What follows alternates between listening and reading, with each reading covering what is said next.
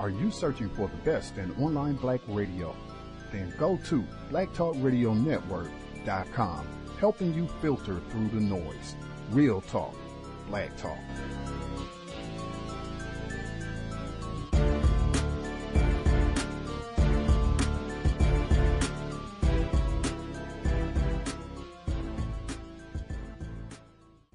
Context of white supremacy, Justice, Gusty Renegade, in for another program, actually in for our 500th broadcast. Again, I say consistently, do not confuse activity with being constructive, even though we have done the programs, might not be helpful, might not be taking us in the direction of a solution. Listen critically, evaluate what you're hearing. If it is of constructive value, continue to listen and make an effort to share with other non-white people if you think it would be constructive. If the information is not productive, if it's not helping you solve problems, and ultimately if you don't think it's leading towards a solution to the system of worldwide white terrorism, please do something else with your time. Black people, we have way too many problems worldwide to be wasting time. That said, on to broadcast number 500. Our guest for today's broadcast, he asked me to kind of give a brief summation in the introduction of the material that I've read and the many times that we've talked. He's been on the program twice before already. And really, I go back, I think, to the first time that I spoke with him over the phone. And I think he addressed this briefly when he was on the program for his second visit earlier this month. And he said, you know, I'm kind of suspicious. I'm kind of leery of people. I get all sorts of folks, racists call and you know, do their trifling antics on the phone. And I'm not really out in public like that. You know, I kind of do my thing. I do my writing. And more importantly, I am always on duty. And he said, you know, we'll be in touch. We'll kind of build a rapport and see what happens. I'll think about it if I would be interested in speaking on your program. And we talked. I think we ended up speaking over the phone here and there for about a year before he actually came on the program in February of this year, 2011. And it took some time, but man, it's one of those things. I think it will be the same with replacing racism, white supremacy with a system of justice. It was not a one-time thing. It was kind of a process of building a rapport and building a relationship. And particularly once I had an opportunity to read some of his books, this broadcast, Context of White Supremacy, the first book that I read of his, the last book, when I spoke with him about that book, and he said that he was frustrated that he wrote that book at a time when he was really frustrated with the system and just annoyed with us not getting closer to getting an ultimate solution to this problem. And so he said that was why, you know, this is the last book. I'm just going to get out everything in this book. And that was the first book of his that I actually read. And he has a whole section where he's talking about the importance of context. Concepts also is a major aspect of that book, but just talking about the importance, the relevance of context. And without context, we Black people will be immensely confused. And I think anytime, it's been a few folks, Mr. Fuller is another one. Mr. Fuller's book, The Word Guide, he starts off talking about the importance of context. Generally, when I read someone's work or hear them talking and they spend some time talking about the relevance of context, man, they have got my attention 1,000%. And I hope folks will be listening in. I always get a ton of just extremely important information anytime he's on the program. In fact, I think the best thing I can say for our guest for today's program, he has had a sound clip that we've used for, I don't even know how long, almost, I can't say the whole time that we've been on the air, but for an awfully long time. It's kind of the reset to make sure that I'm focused correctly and hopefully anytime that the sound clip plays, I hope that when folks are listening in, that they will think, okay, I should not be playing around. We've got major problems, and we should be very serious about solving these problems, paying attention to the information on the program, and being about the business of dealing with these white people. I will play the sound clip, and then we will get to the introduction for broadcast number 500.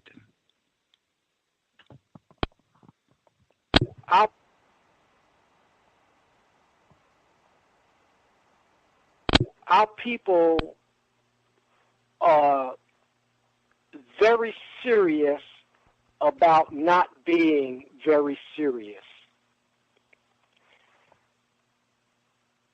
Meanwhile, white people are very serious about playing hardball against us. And this hardball is called genocide. I think any black person in the known universe who is suffering from white terrorism, I think if you get opportunity to read some of his material or to hear him speak about racism, white supremacy, you will become very serious, very focused about what we need to do as black people and working towards solving this problem. His website is his name, Kamau Kambon.org, KAMAU KAMBON.org, Kamau Kambon.org. Lots of great information. I'll repeat it as we roll through the program. Again, just a privilege to have him on the 500th broadcast, and I think it will be extremely constructive. Joining us for the third time, Dr. Kamau Kambon. Dr. Kambon, are you with us? Yes, sir, brother. Black liberation. How are you? I am on duty, as you frequently say. Good. Well, I want to get started by letting our listeners know that I wrote my first book. It was published around 1983. I wrote this book while my wife and I were building our home, and I wrote it using a typewriter. And the title of the book was Black Guerrilla Warfare in America, A People's Manual and Manifesto on Resistance and Survival. There were two primary themes that came out of that book. One major theme was there is a war against black people. I'll talk about the second theme later, but this was the primary emphasis. And I came to that conclusion based on an encounter I had in the mid-72, 73, 1974. And I knew that things were very serious. And they collected news articles and posters and tapes to find out what was going on, as to why we were in this terrible condition. Years later, I came across an article entitled "The War on Drugs is a War Against Blacks." I said, oh, this is somebody that, even though they're about 20 years behind what I've been saying, it has finally surfaced. The war on drugs is a war against blacks. And then in more recent years, I think about 6 years ago, an article appeared in the newspaper. It was entitled Evil in High Places. And believe it or not, it was an interview with Hillary Clinton, and she was expressing the evil in high official government places. and this evil was against black people. I went online trying to find this article. I couldn't find it, but I actually have the hard copy of the article. I like hard copies. I'm not too into digital. I want hard copies. So these two things, I think, illuminate the fact that there is this war against us. And, of course, there are many other things I'll talk about later this evening. This war against us has been waged against us actually for several thousand years, and it has come in different forms. But I'm going to talk about the forms that and the shape that it has taken in more recent years. So this idea of we're at war should let us know that there's a war going on. There are certain behaviors and ideas that we should be engaged in, and certain ideas and behaviors we should not be engaged in. But before I get into that, I want to mention that somebody asked me, they said, well, brother, you have a doctorate degree. How did you get a doctorate degree? And I thought about it. I said, I had an opportunity to go to college, and I think going to college is an opportunity. And some people just make their way. They save their money and they study hard. And for them, it's not an opportunity because this is something that has been planned. With me, it was an opportunity. And I had several jobs when I was young. I shined shoes, and I also set pins in a bowling alley. Let's see, I did so many other things. But when I got a chance to go to college, I never missed class. I always went to class. I always did my assignments. And then when I went to graduate school, let me back up. I had a big biology exam in undergraduate one time, and the guys wanted to hang out, and I went out, I hung out with them, and I got back late that night, and instead of going to sleep, I stayed up and I studied. And by studying, I studied all night, 3 or 4 hours, and I passed the exam. And that passing that exam really made the difference in me passing that class.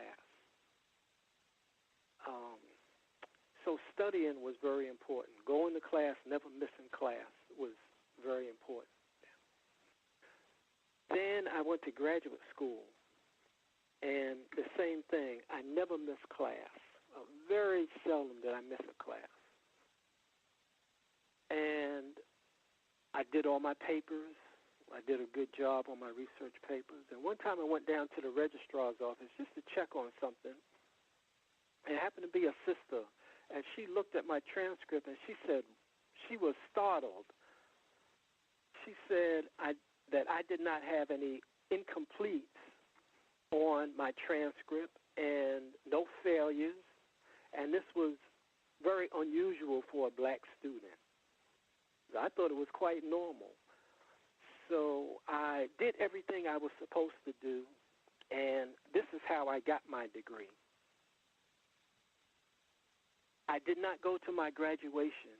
I just told them, okay, I'm finished. You can send it to me, but I did not march. And that's how I got it. Now, why did I get the degree? I got the degree because David Walker wrote David Walker's Appeal and put heat on white people. There's a scene in the documentary that portrayed David Walker and Maria Stewart. Sometimes you'll hear her name as Maria Stewart. This was a dramatization. You see the both of them walking away, and they both simultaneously. The only way we will get our freedom is when we go to war with these people. David Walker and Mariah Stewart. She was one of the first sisters to write a book. She was one of the first sisters to walk around and go around and lecture about the indignity of being enslaved. She was very courageous. And many of the brothers and sisters stayed away from her because she was so fearless and courageous. Then there was Nat Turner, Denmark Vesey, and Gabriel Prosser. They launched their rebellions. This was instrumental in why I got my degree. Then there was Martin Delaney, who talked about going back to Africa. There was Henry Wilmot Blyden, who, as the president of Liberia College, in one of his speeches said, Africa for the Africans. And Martin Delaney, the article says, Martin Delaney, before there was Marcus Garvey, there was Martin Delaney, who was a physician, a brilliant, brilliant African who put a lot of heat on the white dominators. Then, of course, there was the Queen, Ida B. Wells. What a marvelous sister. We owe her a deep debt of gratitude for her fearlessness and her tireless work on our behalf. There was Sojourner Truth, who put heat on white people. Then there was, of course, Marcus Garvey and his UNIA. There was Drusilla Dunjee Houston, who wrote The Wonderful Ethiopians of the Kushite Empire. In the 1920s, she wrote this book, a fascinating book, and I marvel at the fact that this sister had the strength to not only do the research and write the book, but find a way to get it published. It took a tireless energy for her to do that. Then I got down. You want to know why I got my degree? I got my degree because a little black man from Georgia named Elijah Muhammad, when you read his book, The Life of Elijah Muhammad by Dr. Curtis Alexander, man, I read the book. I said, wow, look at this brother. How could he have such vast knowledge, just go into the second or third grade and have this deep wisdom? And Elijah Muhammad told us two things. He said the white man is the devil, and he told us to do for ourselves, among other things. He said how to eat to live instead of how to eat to die. So he brought forward all of this pressure on the white dominators. That's why I got my degree. Then there was a little obscure brother. Fascinated with him, William Patterson. He has a book entitled The Man Who Cried Genocide, and then later he and Paul Robeson teamed together along with Louise Patterson and Bea Richards, and they forged this bond to get us organized to fight against the white dominators and put heat on the white dominators. Then there was this congressman, Adam Clayton Powell, Jr. Dr. John Henry Clark said Adam Clayton Powell, Jr. was the only politician we ever had. And Adam Clayton Powell, Jr., slick brother, fast-talking but knowledgeable. He always had everything covered. And he went to Congress. They said when he went to Congress as this black man, he went to the cafeteria. And they said, well, we don't serve black people in this cafeteria. So the next day, Adam Clayton Powell went and got a waiter. He brought the blackest black man he could find. And he said, well, you serving us today. Man, he put the heat on the white dominators. Of course, they concocted this plot to oust him from Congress. And, man, but we didn't stop. After Adam Clayton Powell, there was Malcolm X. After Malcolm X, there was Robert F. Williams. You should get his book entitled The Black Crusader, or Radio Free Dixie. This brother out of Monroe, North Carolina, said as the member of the NAACP, oh, the white people arrested these two young brothers. They were 10, 12 years old. They arrested them on bogus charges. The jury will find them innocent. There's no evidence against them. So Robert Williams, a Vietnam vet, he laid back, and this bogus white jury found these boys guilty and sentenced them to an insane number of years in prison. Robert F. Williams said, eventually, Negroes, we need to get guns. So his book and his tape is Negroes with Guns. So he put the heat on the white dominators. Then there was Chairman Fred Hampton, young brother, 19 years old, out of Chicago. Wasn't running around with his pants down, didn't have no rims on his car. 19 years old, one of the most feared brothers in America. He said to the white dominators, he said it takes two to tango. And some of the language he said I can't repeat here. But he said also, you can kill the revolutionary, but you can't kill the revolution. Then there was George Jackson, Soledad Brothers, put the heat on the white people, on the white dominators. And his brother Jonathan said, hey, man, y'all arrested my brother? You got him tied up in a chair? You got his mouth gagged in your courtroom? So the young brother gets his squad together. They go to the jail. They go to the courthouse. He got a shotgun under his coat.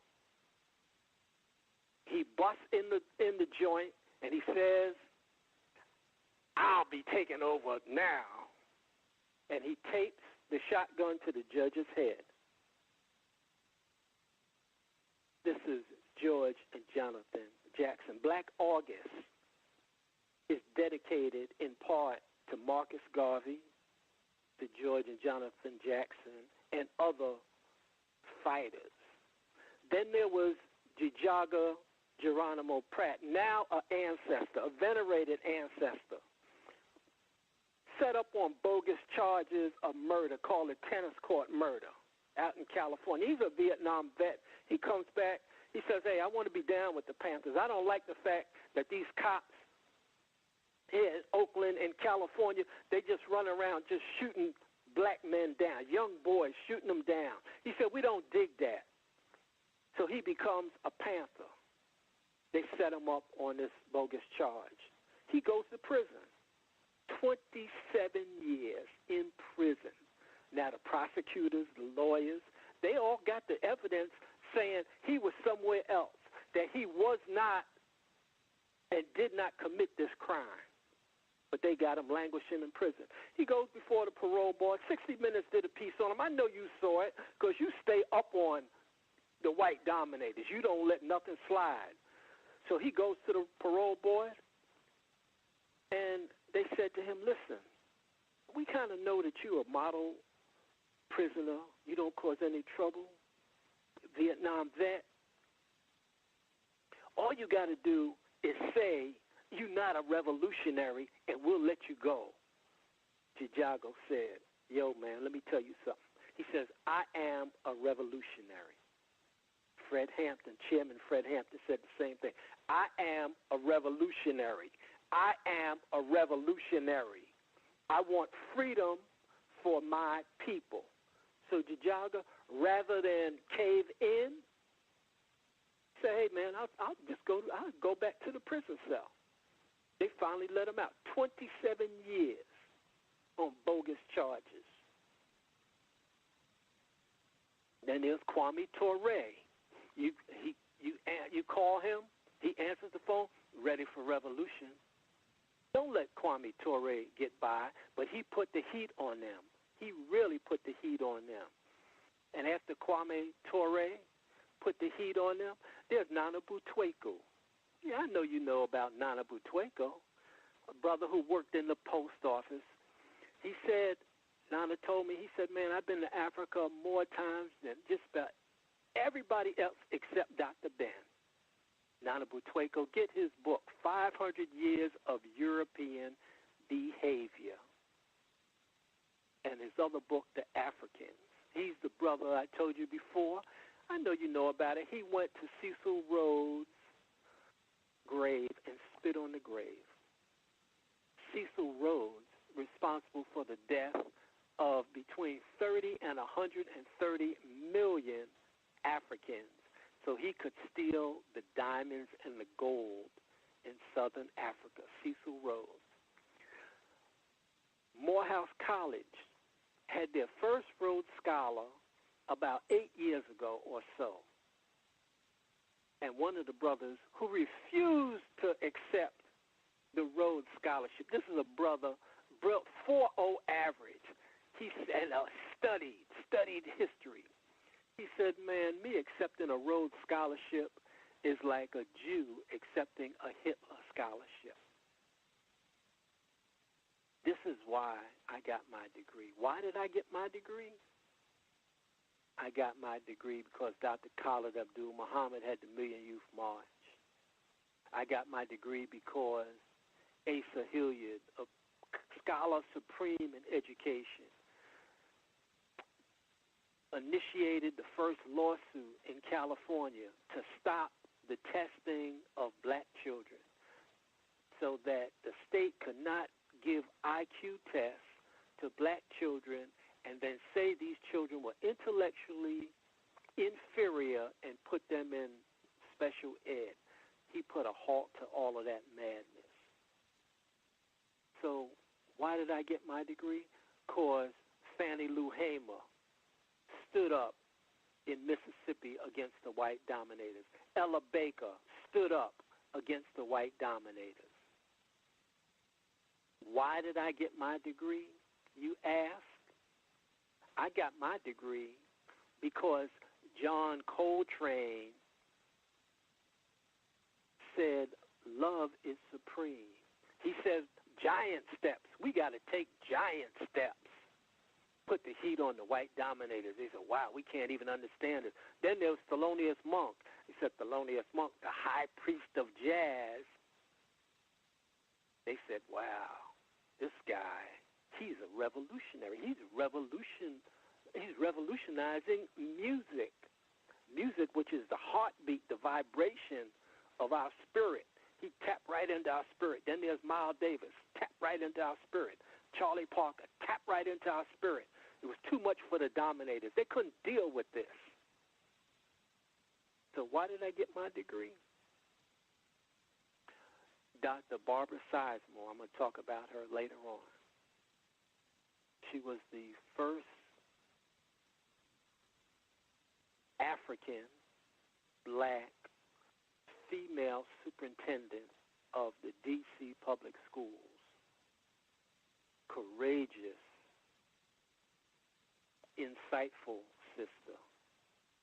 Why did I get my degree? Because Shirley Chisholm said, hey, I'm running for president of the United States, this little old lady from the islands. She said, I'm going to be the president of the United States. They laughed at her.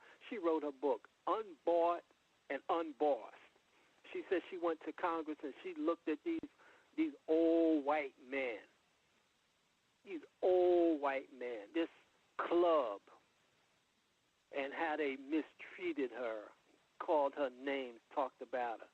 But she stood up against them, little Shirley Chisholm. Why did I get my degree? Because Alvina Fulton in Chicago also followed up Elijah Muhammad. She said, oh, we got to change our diet. We got to change our diet. We are eating a deaf diet. We eating a deaf diet. Why did I get my degree?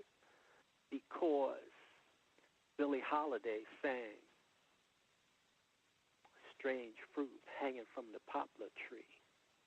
Put her career in jeopardy. Why did I get my degree? Because Nina Simone gave her last interview from Paris I know you have the interview because I know I have it in my files. But I know you heard it. She said, I'll never come back to America. That sick place with the sick mentality. Nina Simone sang Mississippi Goddamn. She said, I don't like this place. This is not a nice place. She said, I'll die outside of the country. Why did I get my degree? Betty Carter sang her way, refused to bow, refused to yield. Why did I get my degree? Dr. Chancellor Williams wrote Destruction of Black Civilization. Why did I get my degree? Carter G. Woodson wrote The Miseducation of the Negro.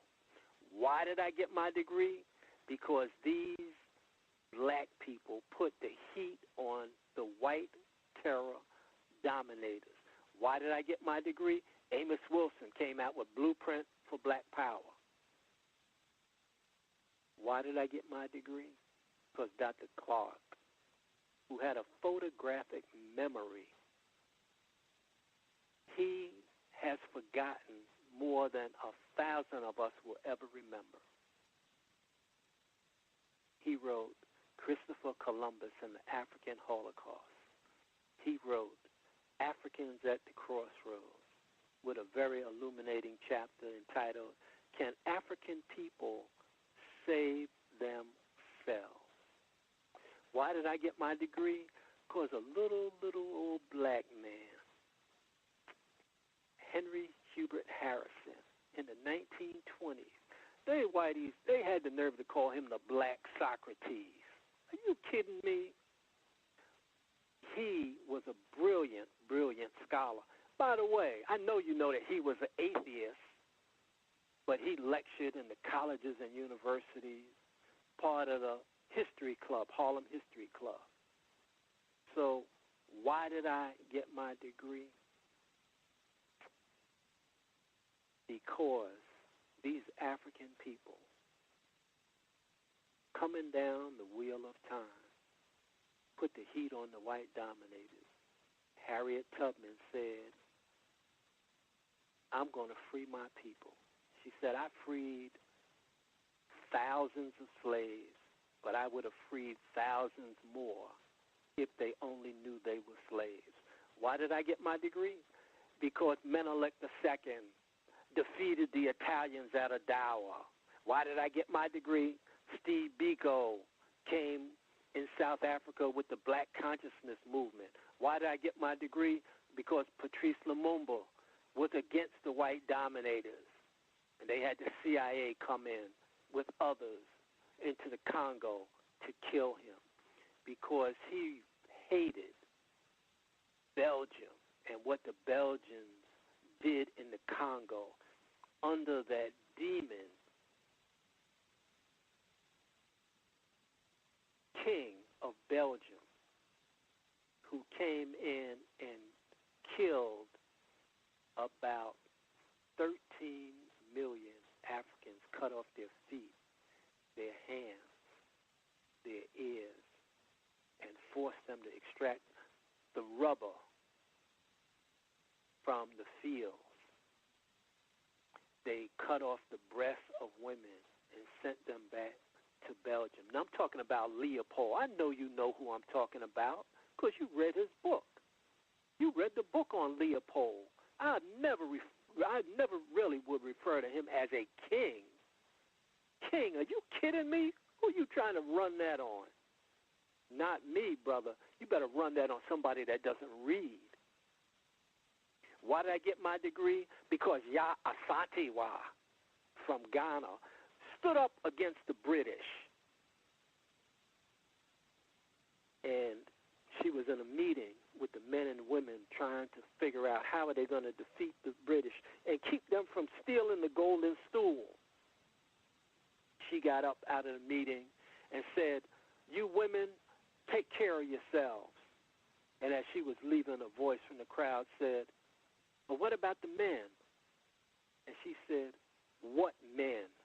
Because the men were cowards. Yeah, this is Ya Asantewaa from Ghana, West Africa. Why did I get my degree? Because the Maroons of Jamaica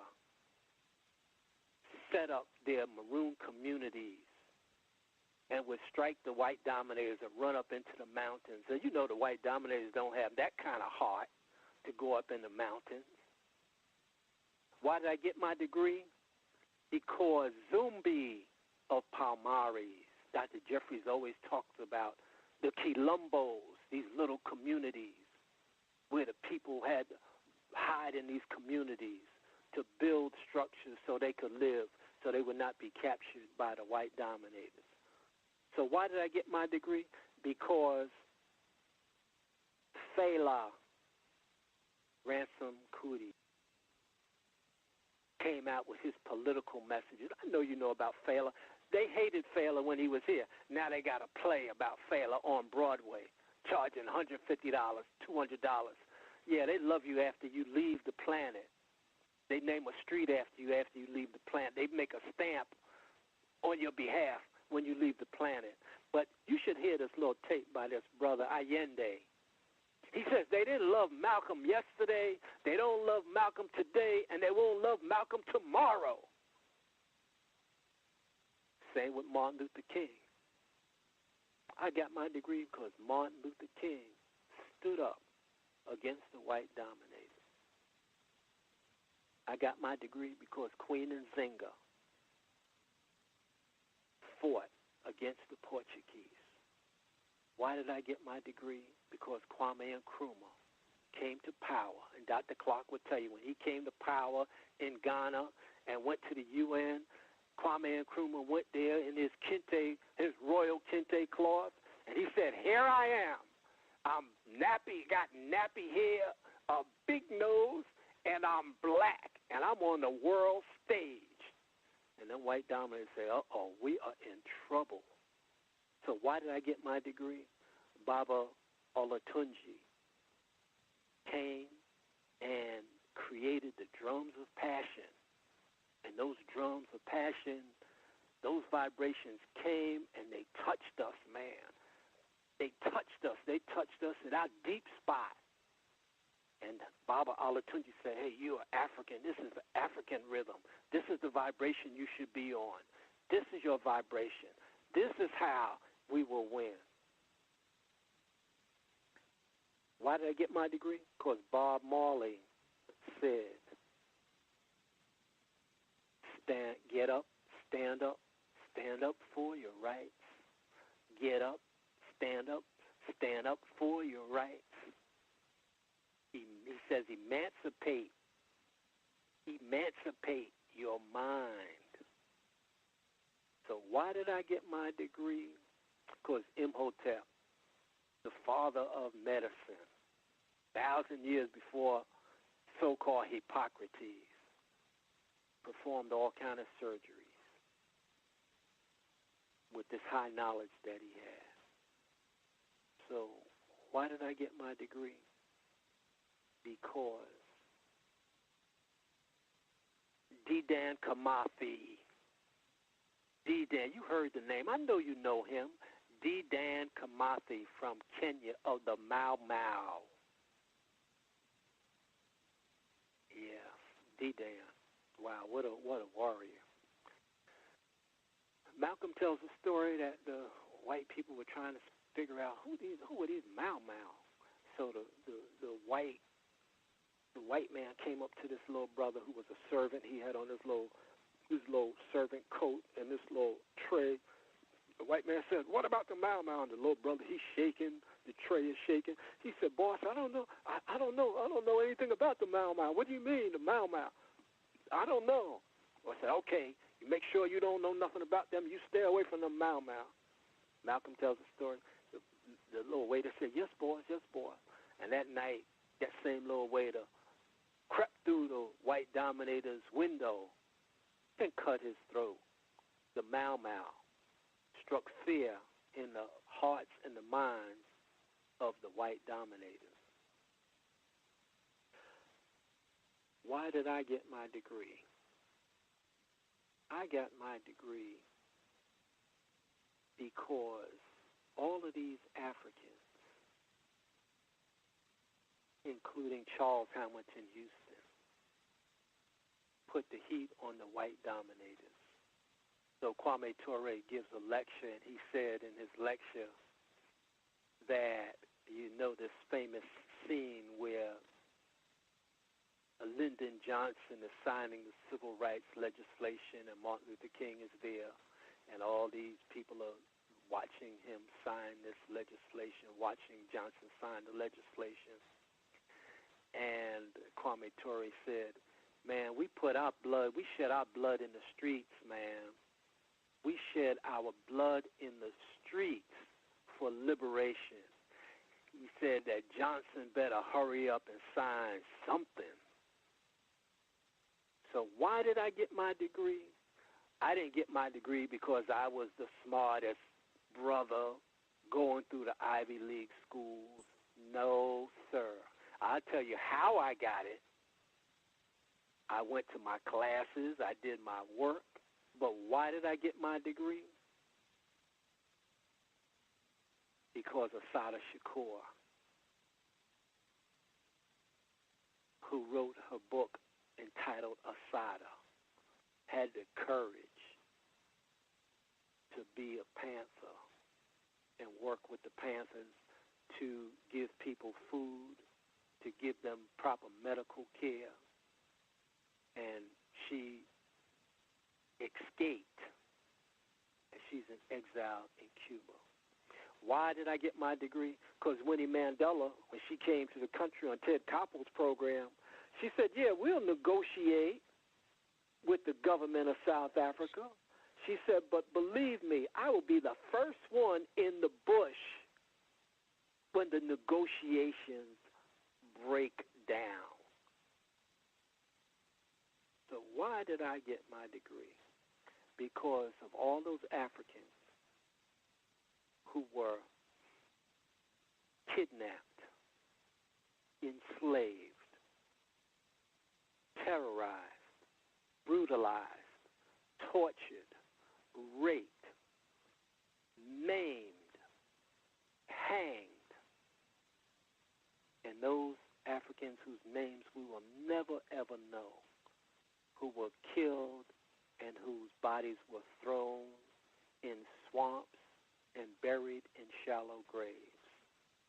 Why did I get my degree? Because in the so-called Middle Passage, I don't call it the Middle Passage. That sounds like a luxury liner trying to weave its way through two big mountains. It tells you nothing, the Middle Passage. But over 200 million Africans lay in the bottom of the African Ocean, not the Atlantic Ocean, the African Ocean. And Dr. Clark, he says,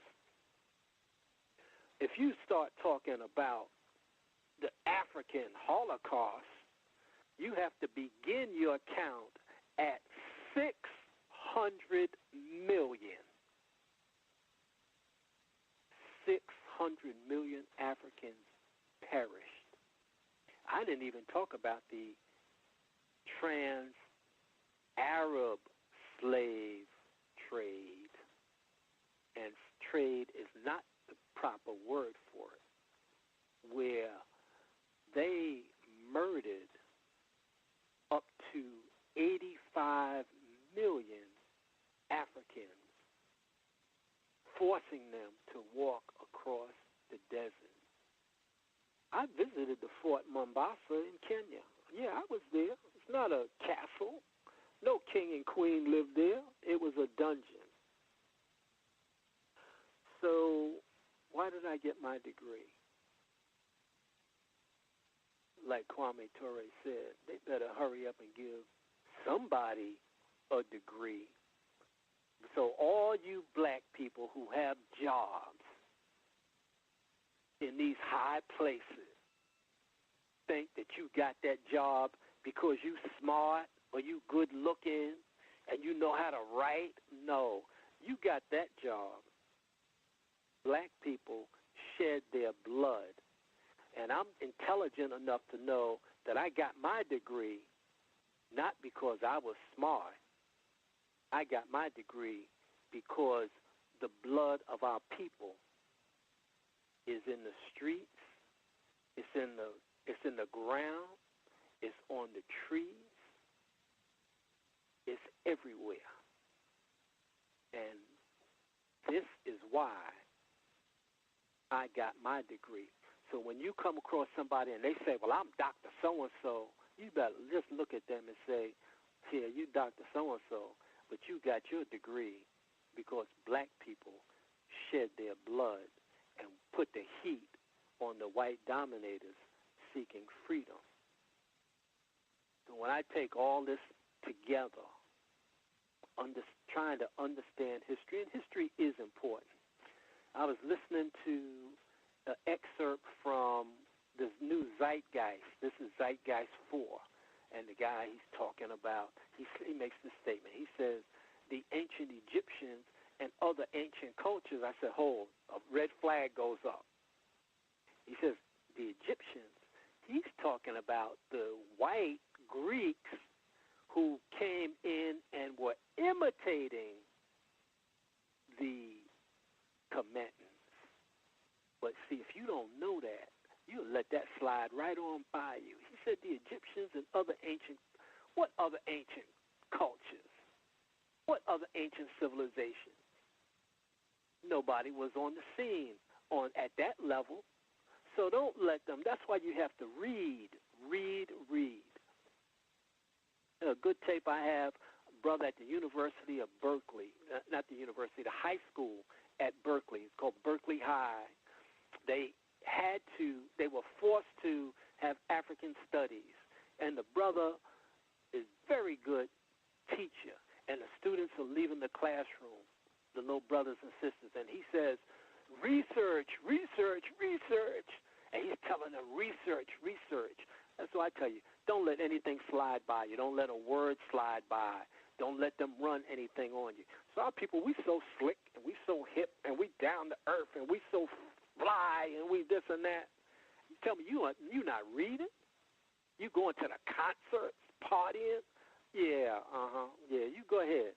You buying rims, designer clothes, celebrating Halloween? Oh, please. So this is why I got my degree. I got my degree so I could come out of the school and go and work in the community intensively for years and years, working with children, working with adults, social services. So I could go to the college and help over 1,000 students over the years, counsel them, put them on the right track. I get calls from them now. They're in their 40s and 50s. Remember when you said? I said, yeah, I remember what I said. Well, I told you not to get those credit cards. I told you to change your diet. I told you not to have your children watch that garbage on television. Yeah, I remember. He said, well, you were right. I had a brother call me from Atlanta. He's in his 50s. Everything you said was right. I said, hey, man, I'm reading.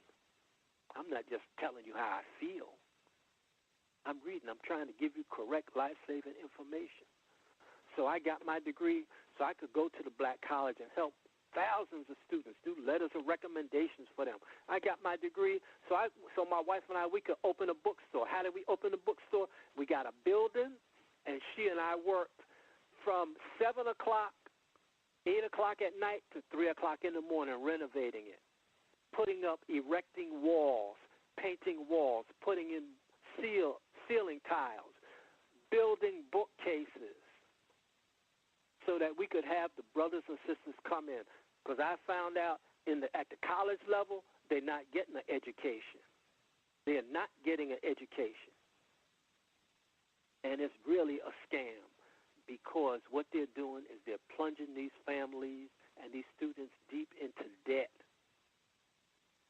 And they're not getting their money's worth sitting in the classroom. So we opened a bookstore, which is called, to me, the 5th year of college.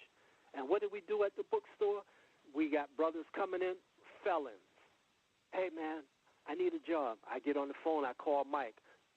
He has, like, manpower. I said, Mike, so-and-so is coming over, man. See what you can do. Okay, I'll do what I can to help them. They come by. We got a little money in the jar, community jar. Give them money. Yeah, you could pick up the grass, do something, but earn a little bit of money. I see you need it. The people make these contributions into the jar. They make us the custodian of the money. We're going to give you the money. I'm going to tell you about Kirby.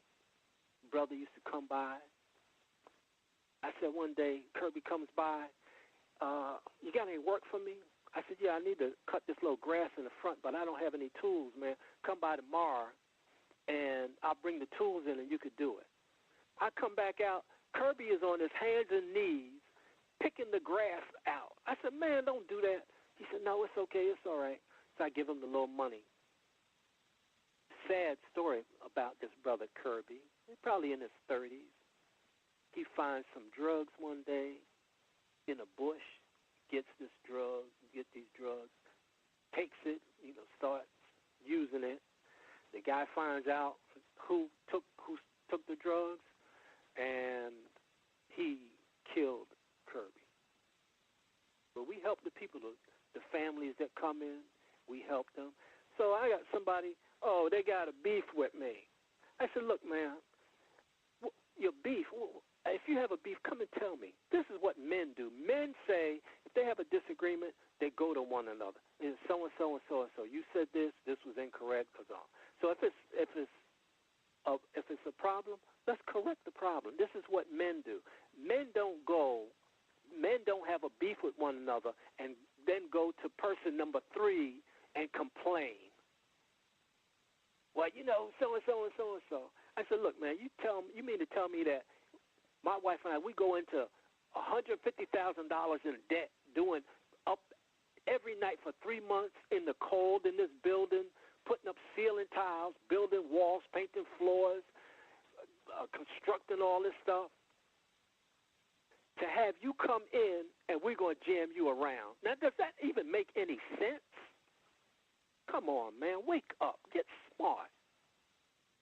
So we help felons, sisters who are pregnant, who need help.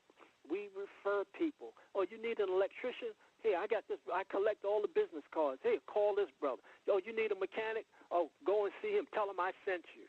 If you have a problem with him, you come back and you tell me. I'll go to him and we'll get the problem straight. So why did I get my degree? I got my degree so I can help African people. And the only way I can help them is for me to learn everything that's on planet Earth. I study everything. I study science. I study history, education, mathematics. I study everything. And if we're not studying everything, why am I studying all of this? I'm studying it because I'm trying to find a solution to the problem. A brother came up to me the other night. He said, oh, we met a couple of weeks ago, and I told you I'm writing a book. I said, oh, yeah, I remember. I told him where we met. He said, oh, I can't remember where we met. I said, we met so-and-so. It was about 1 o'clock in the afternoon, and you were in this so-and-so. He said, yeah, that's right. He said, I followed up on the things you told me. He said, that's very fascinating. I told him about Emoto's work, about the water and the configuration of the water. Emoto has the books, Messages from Water. And he said, that's very fascinating. I'm going to try to include that in my book. I said, well, that's wonderful. I said, let me tell you about a couple other books. Check out the book, The Historical Origin of Christianity. He said, oh, no, I don't want to look at that. I got everything I need. I said, look, man, an educated person leaves no stone unturned. How are you going to write a book and you're limited in your knowledge, in your range of knowledge? You're going to just mislead people because you don't have all the correct life-saving information. So why did I get my degree? Because I've been set on this course, apparently, to get all the knowledge that is available so that when somebody calls me, I could talk with them about anything. Oh, you from Philly? Yeah, so-and-so, Mumia is in Philly. Why did I get my degree? Because all the black political prisoners, Mutulu Shakur, Russell Maroon Schultz, Mumia. You got black political prisoners languishing in prison for 30 years, 35 years, because they wanted the liberation of our people. So I write to them. We got a black political prisoners committee to try to help them, let people know that this is going on. Why did I get my degree? So we could start a chess club for little children, especially boys, to teach them about strategy and to project into the future. If you make this move here, this is what will be the result. So we did African dance. We did capoeira. We had the speakers come in. There's so many things to try to help Africans get on the right track. I had the speakers come in about diet, getting yourself right, finances, getting your money right, know how to spend your money. Spend your money wisely. Don't support the white dominators. So why did I get my degree? I got my degree so I could come, so you couldn't come and tell me, well, I'm not listening to you. You don't have a degree. Say, hey, I'm certified in all these areas. I'm certified in like 6 areas. What else you need? So you can't run that on me. You just want to commit subtle suicide. That's what you are bent on. You are bent on your own destruction. I got the correct life-saving information. It's right here. So why did I get my degree? I got my degree so that I could help as many African people come to the realization that we need to solve this problem, the major problem on planet Earth, once and for all. I came and got my degree so that we don't stay on the treadmill of talking about the same things over and over and over again. So don't call me about things that have been already covered. So you call me about religion. I said Walter Williams told you about this. Dr. John Jackson wrote The Pagan Origin of the Christ Myth.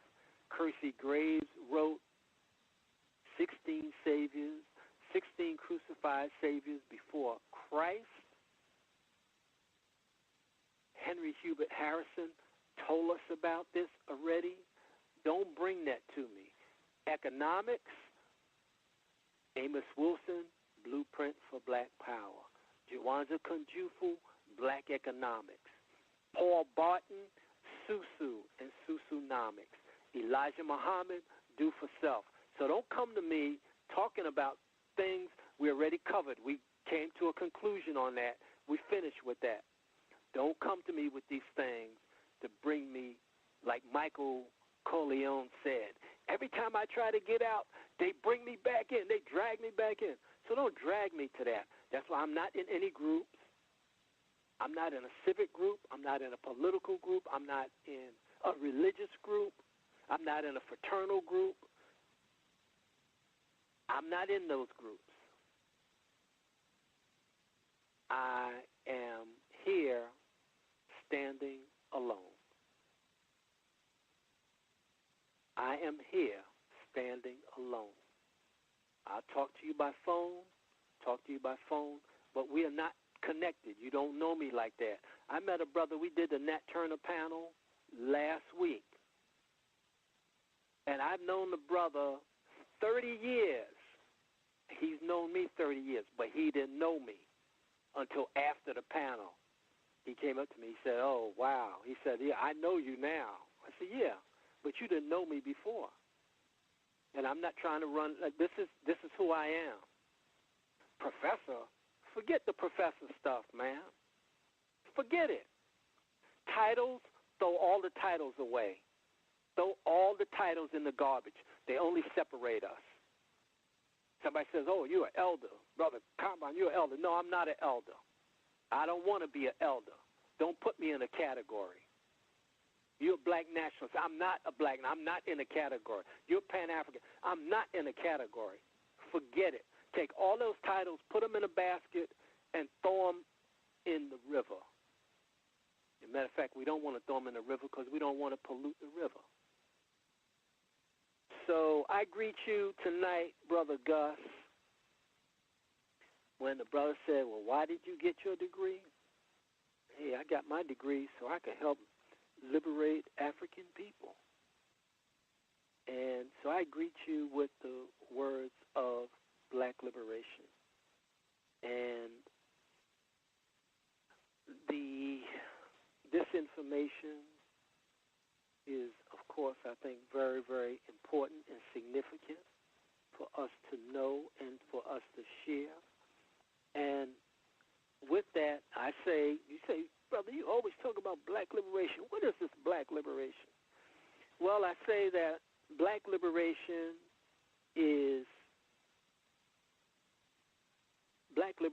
eclipses and trumps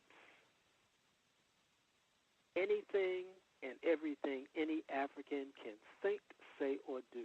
Other than breathing air and eating good, healthy, organic food and drinking clean water, those three together as one, other than doing those things, black liberation eclipses and trumps anything and everything else.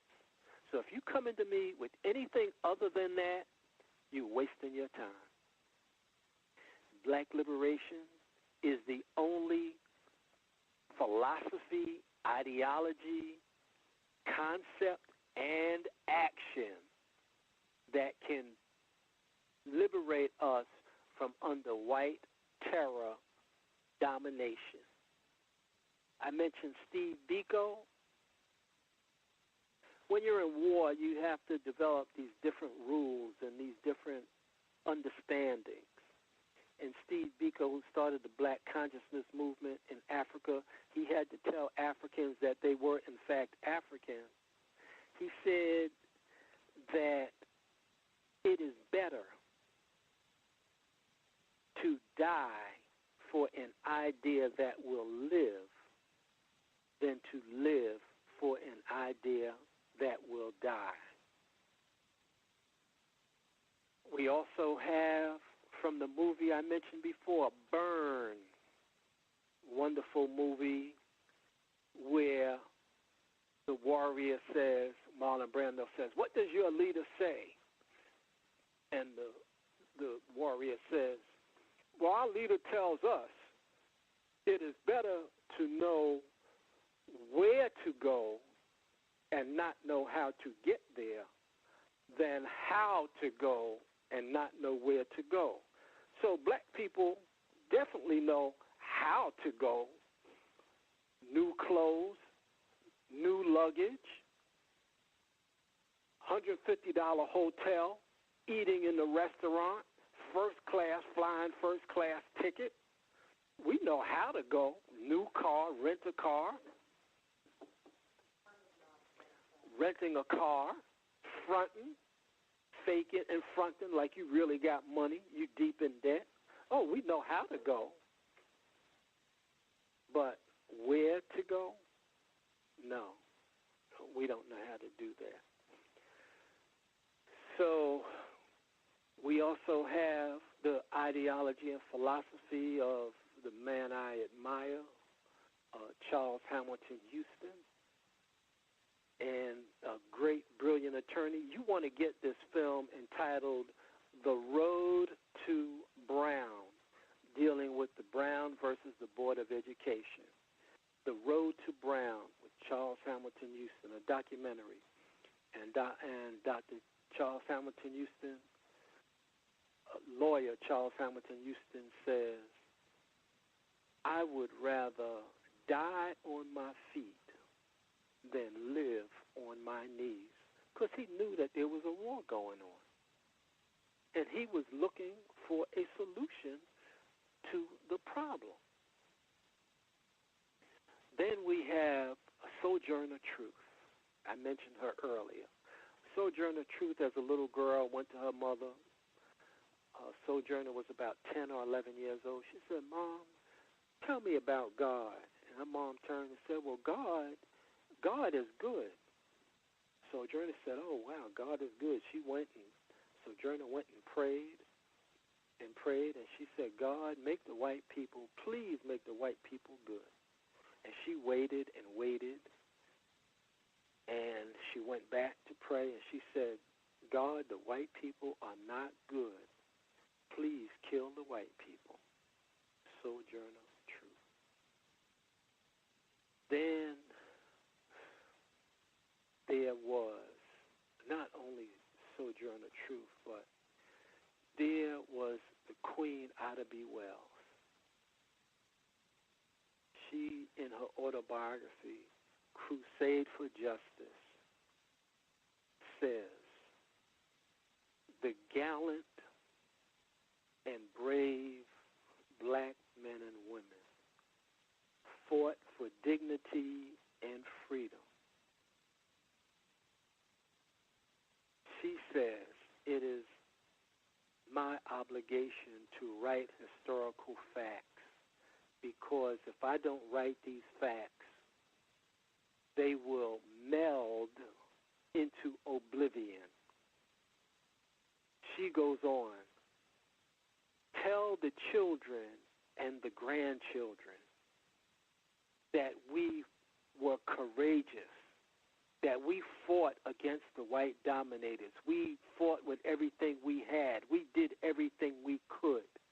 So tell the children, tell the grandchildren, don't let them ever forget that their parents, their grandparents, their great-grandparents did not acquiesce to white terror domination, that we fought them.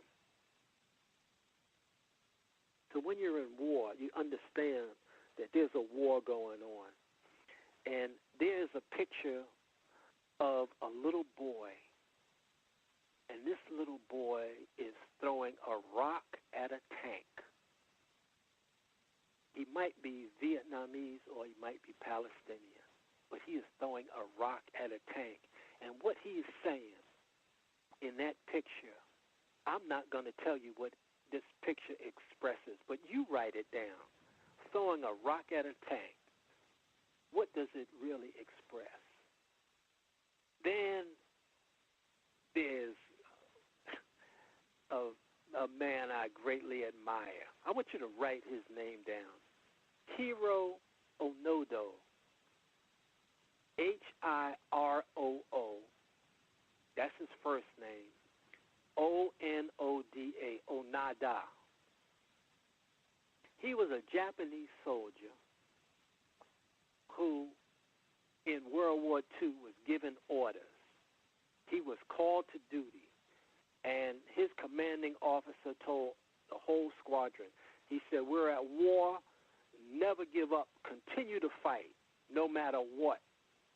So Onada was buried deep, he was deep in the bush.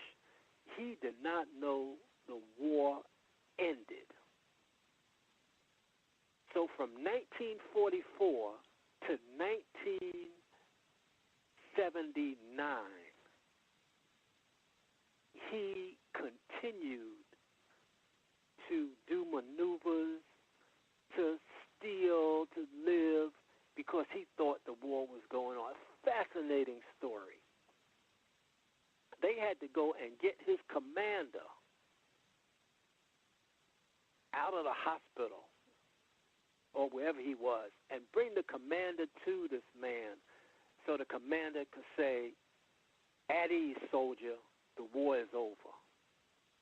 Now, that's a soldier.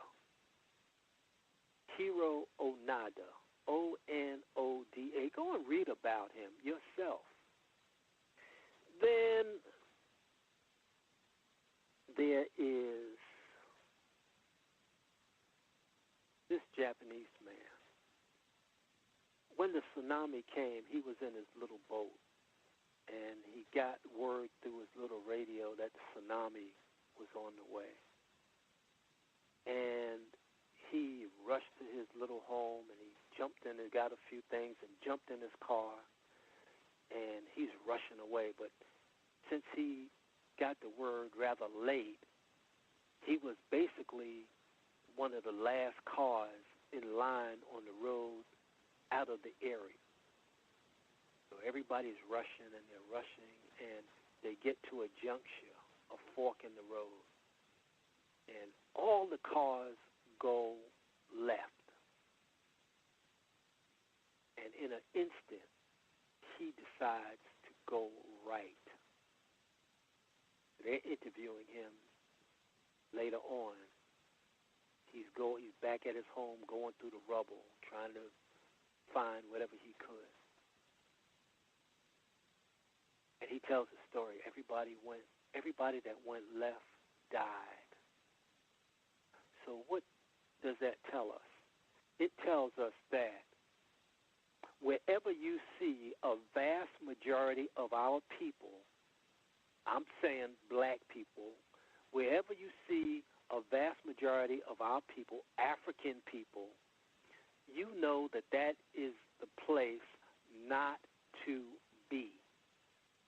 What are these places? In other words, don't follow the crowd. So you see our people in these places. You see them in prisons. So wherever you see our people, that's a place not to be. You see us in prisons, in schools, in churches, in malls, and concert halls.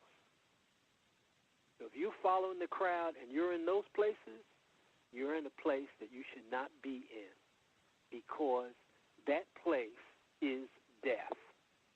That place is a form of death. Then there is Barbara Sizemore, I mentioned earlier. Barbara Sizemore makes the statement. She says, black people, it's a wonderful lecture. She says, black people just don't get it. And so I'm listening to her lecture, and she's really an educator extraordinaire. She's saying she's running down all of this about education and what we should be doing. And she said, black folks just don't get it. So I said, oh, she's right. I said, black folks don't get it because they already got God. What do I mean? Black folks already got God. I got a section in one of my books. It says, I use the word getters, Getters. That means people who get, and you can substitute getters for white people. The statement is, don't get got by the getters who already got those who got got. So think on that for a minute. Then there is, this is all pertaining to war and understanding war. So don't get got. Don't be in places that are death places. And then there's the Palestinian woman. This war between Palestine and the so-called Israelis. This is many years back.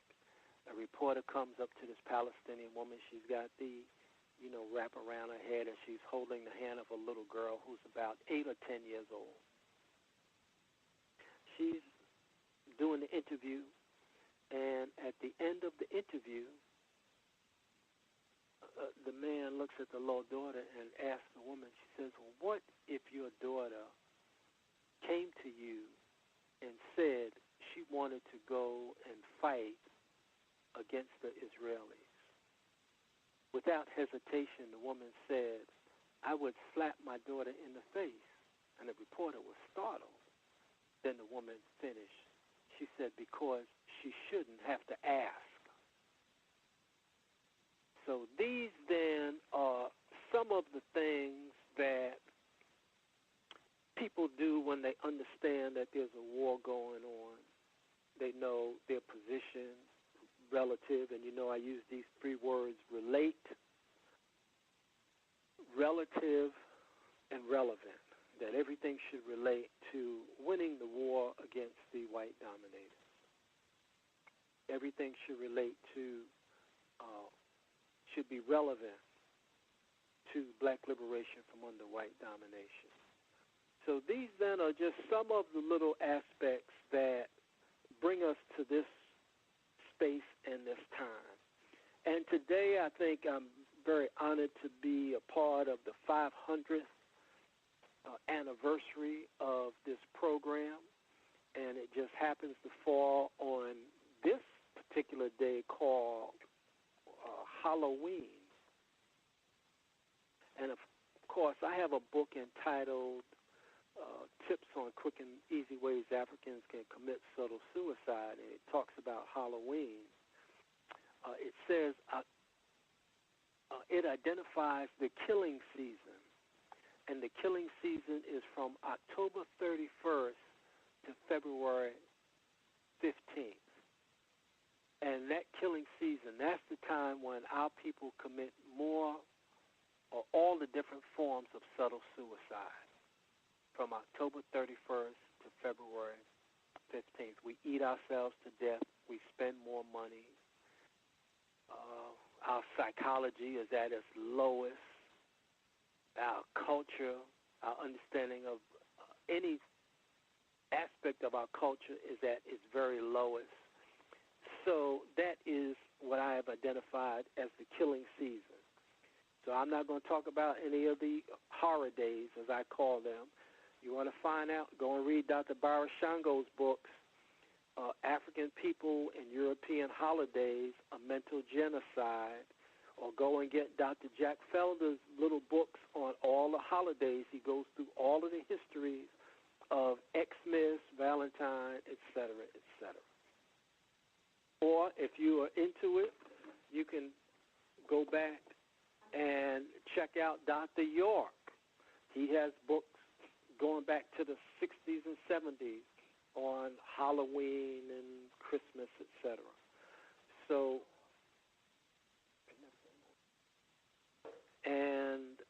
so that deals with those. And talking about these days, listen, check this out. Get a piece of paper and pencil. I want you to write this down.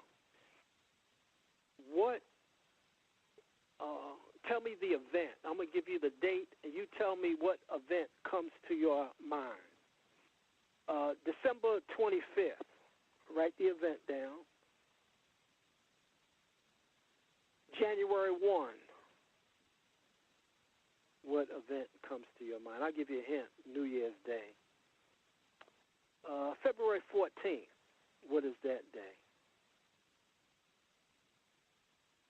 What is the third week in November? What is that day? Now, this is the bonus question because you get 5 points for each correct answer. But the answer to this question is worth 100 points by itself. Give me the date for the end of the Black Holocaust. Give me the date. Write the date down. And that tells you where we are. So these then are just some of the things that we discuss kind of in summary fashion, just to give you a heads up as to what is going on and what has gone on and what is likely to go on in the future. So with that, Brother Gus, I talked about the two aspects of my book, Black Guerrilla Warfare in America. I said one is that it said that we're at war. The other important concept that came out of that is the idea of the different cells, S-E-L-V-E-S. It says that we have these different cells, and it's very important that we work on developing all of these cells. So in closing this segment, what I want you to do is get a piece of paper, and let's say we're standing outside and we're looking at a building, and the building is, the tallest building is 100 feet high. So draw that building, 100 feet high. The building to the right of it is 80 feet high. The building to the right of that building is 40 feet high, and the next building to that is 15 feet high. Now, looking at the building in the middle, the 100-foot building, to the left of that building, there's another building that's 90 feet high. To the left of that is a building that's 50 feet high. And to the left of that is a building that's 25 feet high. So I think that should be 3, 4, 5, 6, 7. We should have 9 buildings.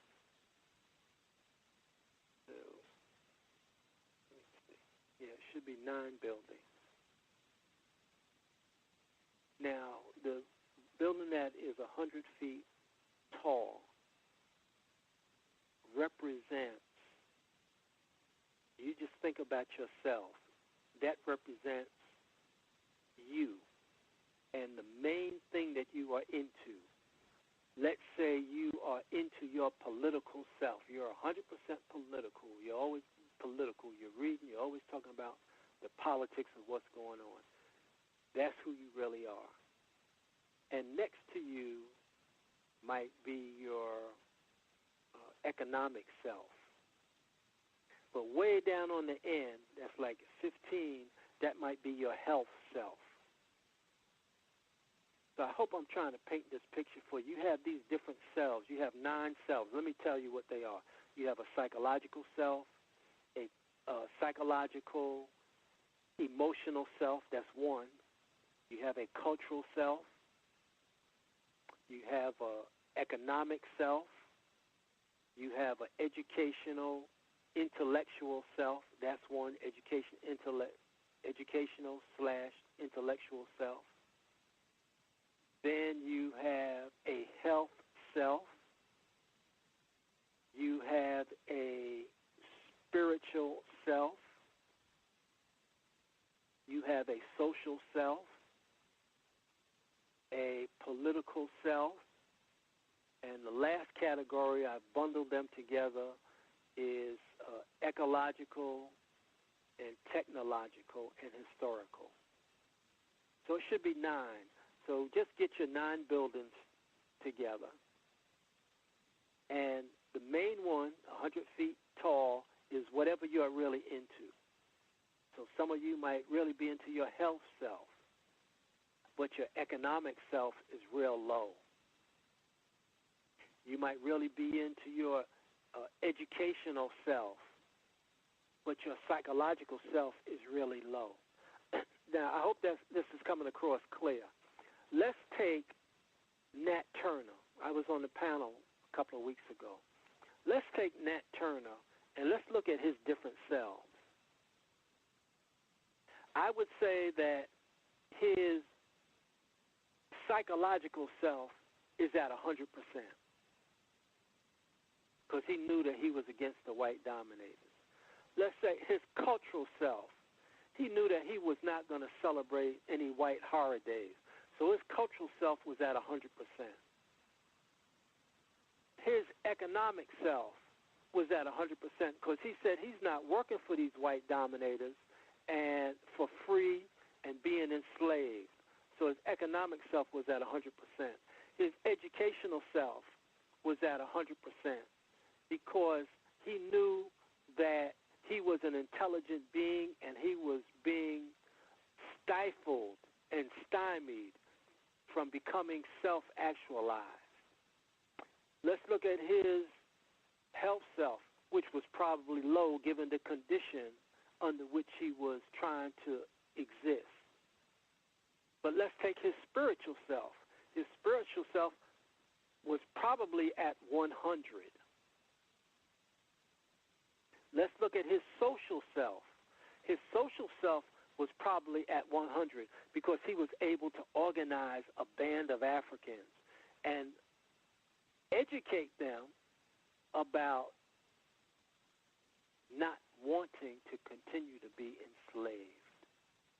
His political self was at 100% because he knew that he had to be engaged in the politics of liberation.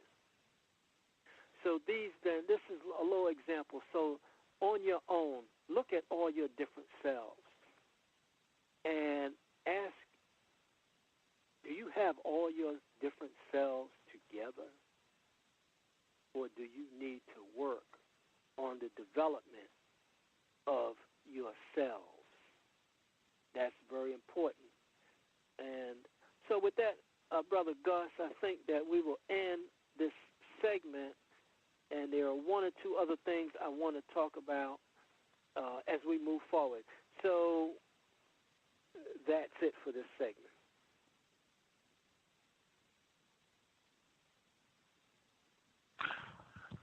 context of white supremacy. Again, our guest, Dr. Kamau Kambon. Um, Man, I hope folks are enjoying the information. I'll give out the number in case people want to call. If you want to ask questions, get a hand up. The number to dial 760-569-7676. And the code is 564-943 #. I'll give it out one more time. 760. Make sure I got the correct information. Don't want to mislead anyone. 760-569-7676. And the code is 564-943 #.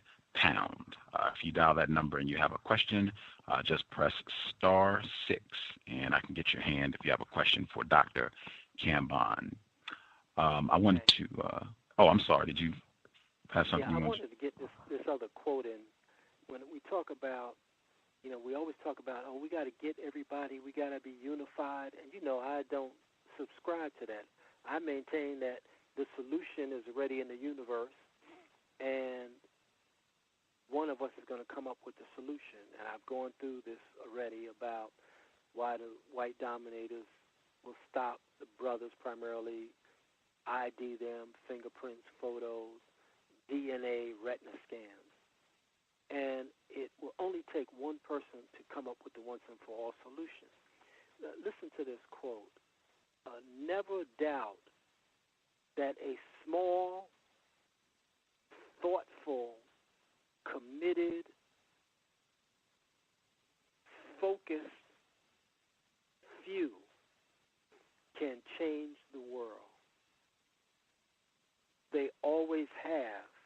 They always will. Now that quote, I know you won't believe it, is by Margaret Mead, the anthropologist. She's telling us, see, we get messages, even from the white people. They always giving us feedback.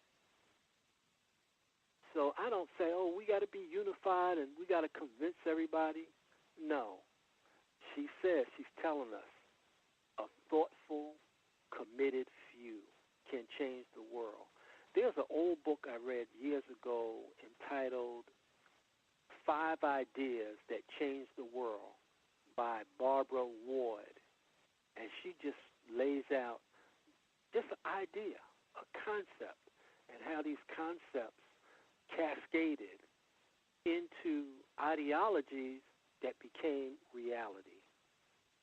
So this is very important to keep in mind, and not to get frustrated and with people because they're out of order and they're off running all over the place, helter skelter, pell mell. The truth will come out in terms of if what they're doing is right or wrong. So let's keep that in mind, that just a thoughtful, committed few can make the difference. Okay, so we're ready for any questions. You mentioned Nat Turner, and I know we had spoken about Nat Turner as well as Mark Essex, and I even throw in Colin Ferguson, that their self-hatred button got switched off, and I was hoping that you could share that with the listeners. Mm-hmm. Well, we say that, and you'll hear a lot of psychologists talk about that our people, a vast majority of our people really hate themselves. And I was listening to a program the other day, and they were saying how wonderful Madam C.J. Walker was, and that she did all, she was the first black millionaire, and this and that. And I'm listening to this program, and I'm saying, well, where are these people? What are they talking about? Because she did more to hurt black women than anybody I can think of by inventing the straightening comb. And there's a very good film out entitled 400 Years Without a Comb. And it's very, very insightful about this whole thing about hair. So our people do have, I think to a great degree, this self-hatred. Some of it is just ignorance, not necessarily self-hatred. It's just like, and I say ignorance, and this is really the word, ignore my rants. See, I'm talking, I'm ranting, and people ignore my rants. That's what makes someone ignorant. And this self-hatred, I think it is expressed in different ways. You know, some people, because they don't understand the system of white terror domination. I can't tell you how many people say, I had a sister call me from Philly today. She read my book, Duped Parents. She said, "Oh, this book is so wonderful, and you're saying things that I've been thinking about." And then she goes on to say, "And you know, at one time I thought I was crazy." You know how many black people think that are conscious because everybody else around them is ignorant. Ignore my rants. They're just basically ignorant. So I don't know. You know, we got to look at this idea of self-hatred. Some is just ignorance, and some is, in fact, self-hatred. So, yes, their mechanism did break down, and we can look at it that way, or we could say that they decided not to internalize their oppression. And this is what many of us do. We don't fully understand the nature of oppression, and then we absorb it, we internalize it, and think something is wrong with us. And when we have this feeling that something is wrong with us, then we start taking it out on the different cells. You know, we're going to go out and splurge, buy all kind of stuff. That's the economic self collapsing. Or I use this expression, when you're most depressed or feeling down, that's the time to take the best care of yourself. So when you're really down, go and work out, walk, do something, but don't take it out on yourself in a negative way. So both of these, Mark Essex, Colin Ferguson, and I sent you the one on the brother. I thought it was Illinois, but it's Kirkwood, Missouri. And he went into the city council, and he took care of things in the city council. And let me just do also a disclaimer. You know, I speak for me, and I don't represent the context of white supremacy, the staff or administration. And I'm not advocating anything. I'm just doing a review of the literature and a review of the people and what they've had to say. And I'm reporting on what they have to say. So their mechanism, whatever it was, there's another brother you need to know about. His name, I don't know his first name, but his last name is Grant. I have this in my book. All this stuff I'm talking about, I have all this in my books. If you put Grant in, I think it's Westchester County, New York, and you can look up and see what he did. So their expression of dealing with oppression comes out in the ways that they felt would be most meaningful.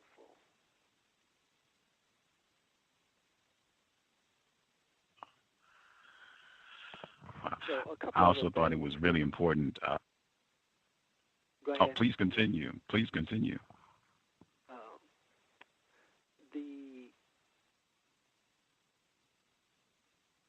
I want to get this on the record.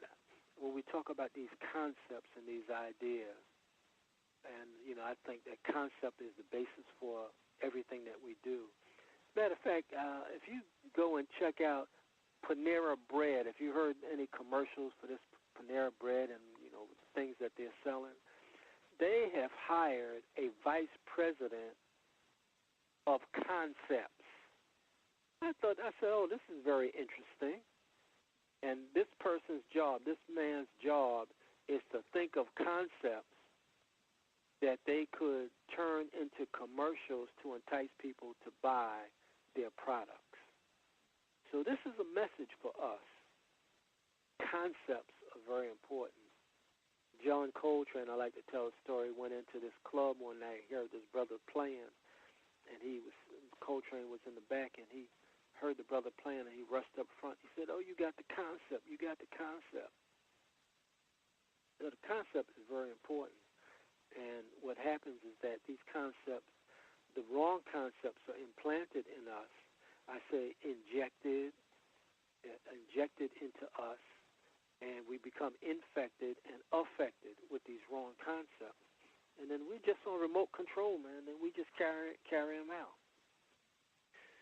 Okay, I am ready for your questions.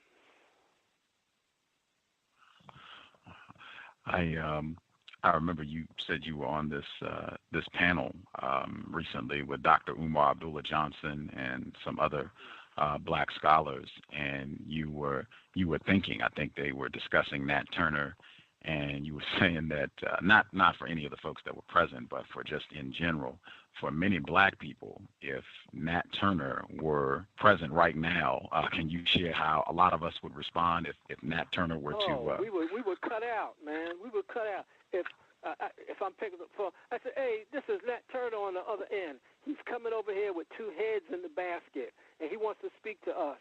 People would get up and split, man. They would leave. So all the people that we, especially these Africans, they do libation, and we talk about the ancestors. Many of those people that they're talking about, Ida B. Wells, for example, when she went to places to speak, they moved away from her. They didn't want to hear her.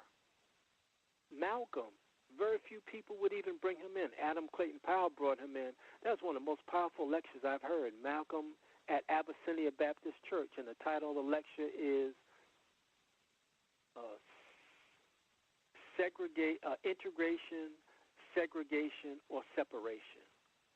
Adam Clayton Powell was one of the few ministers that would bring Malcolm to the church.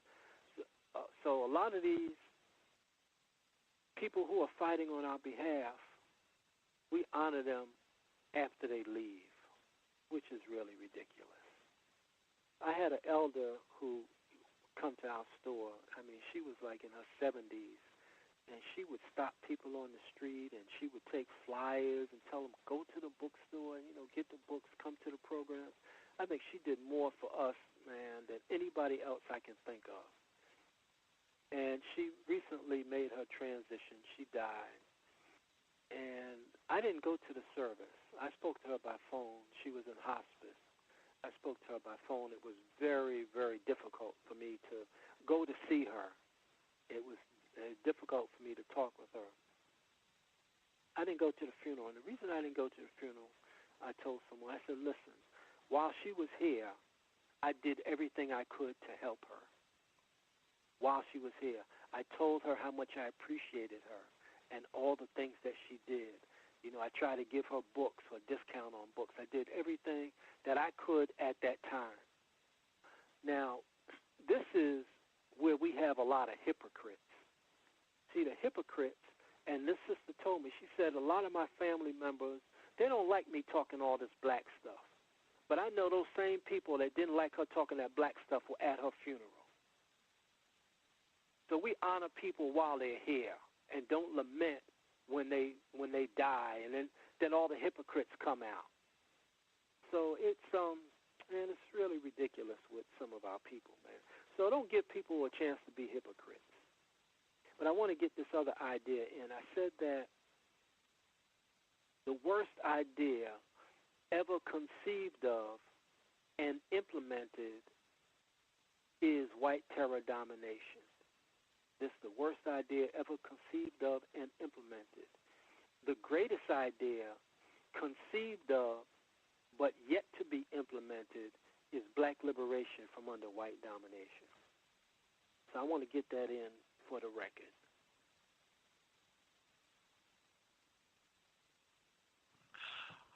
Also want to make sure, get the reminder in. You said to make sure I mentioned this on the program. You said you shall know the truth, and you... Okay, very good. A couple of other points I'd like to make. We talk about these white dominators, and you and I spoke about this before.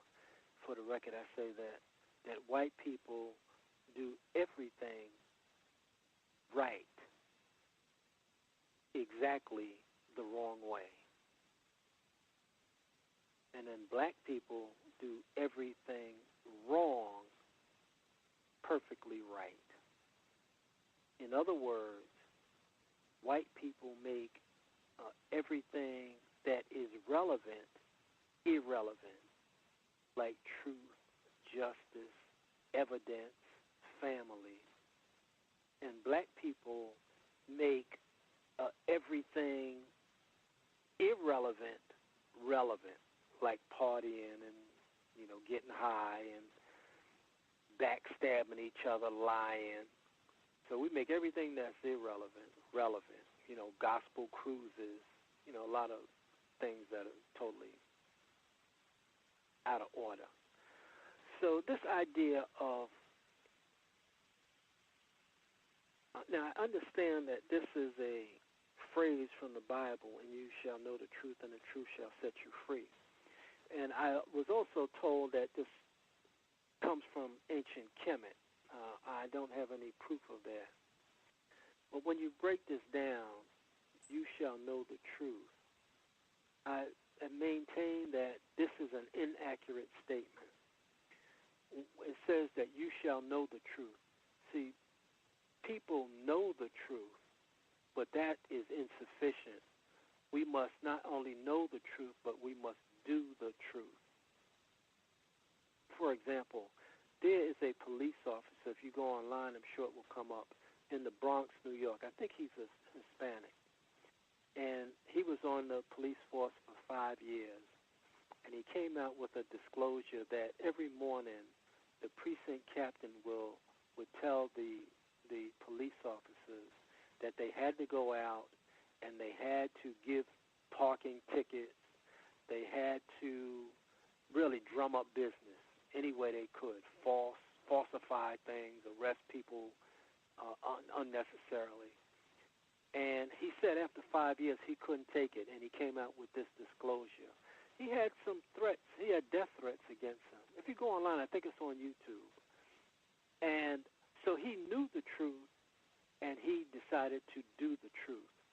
If you go to Time magazine years back when the Enron scandal erupted, the person of the year, it was 3 women, and one woman worked at Enron, and she was writing the president of Enron, saying that what they were doing, they were falsifying and they were deceiving the stockholders, and they were doing things offshore. He was doing all kinds of things. She said, I can't hold this. I've got to disclose this and write to you to tell you that this is not right. And she knew that she was the sole breadwinner for her family. Her husband was a stay-at-home husband. She knew that she put her job on the line, but she had felt compelled to do the truth. So knowing the truth is not enough. We must do the truth. Then the second part of it is you shall know the truth, so you should do the truth, and the truth shall set you free. Now, if this statement is accurate, and the truth shall set you free, and we are not yet free, that means we are not doing the truth. Think about it. We are not doing the truth because we are not free. So what we are doing is less than the truth. If we are Mason and we're not free, that's not the truth. If you're Hebrew Israelite and we're not free, that's not the truth. If you're 5%er, if you're alpha or in the sorority and we're not free, that's not the truth. So on the paradigm, we have that section at the bottom of wrong concept. It says that people are doing things, but it's not related to black liberation from under white domination. And what the people do, they lie to themselves and try to link what they're doing with black liberation.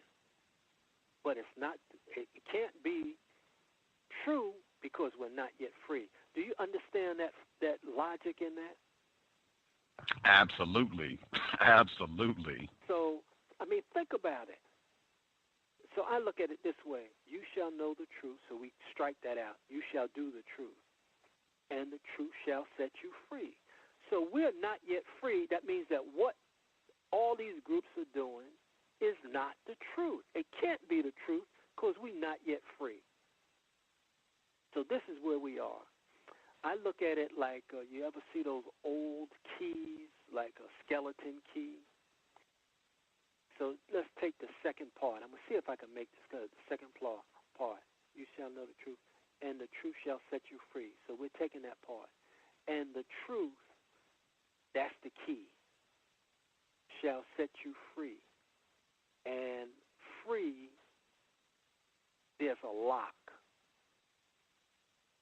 And the movement from the key to the lock represents the process of the implementation of the once and for all solution to the biggest problem on planet Earth. Now, I hope that's not complicated. We may have to think about that. So taking the key and moving the key to the lock is the process of the implementation. So that moving toward the lock, that's the process. That's the solution. And once we put that key in the lock, by implementing the solution to the problem, we will be free. And it's only then we will know the truth, because now we're free. So I know people, they don't want to hear it. I'm in this group, I'm in that group. We're doing this, we're doing that. We got the school programs. All that's great. I'm not trying to diminish the value of that. But it's not the truth, because we're not free.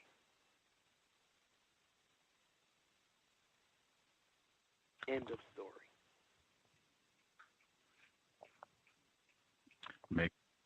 Makes a lot of sense, I think.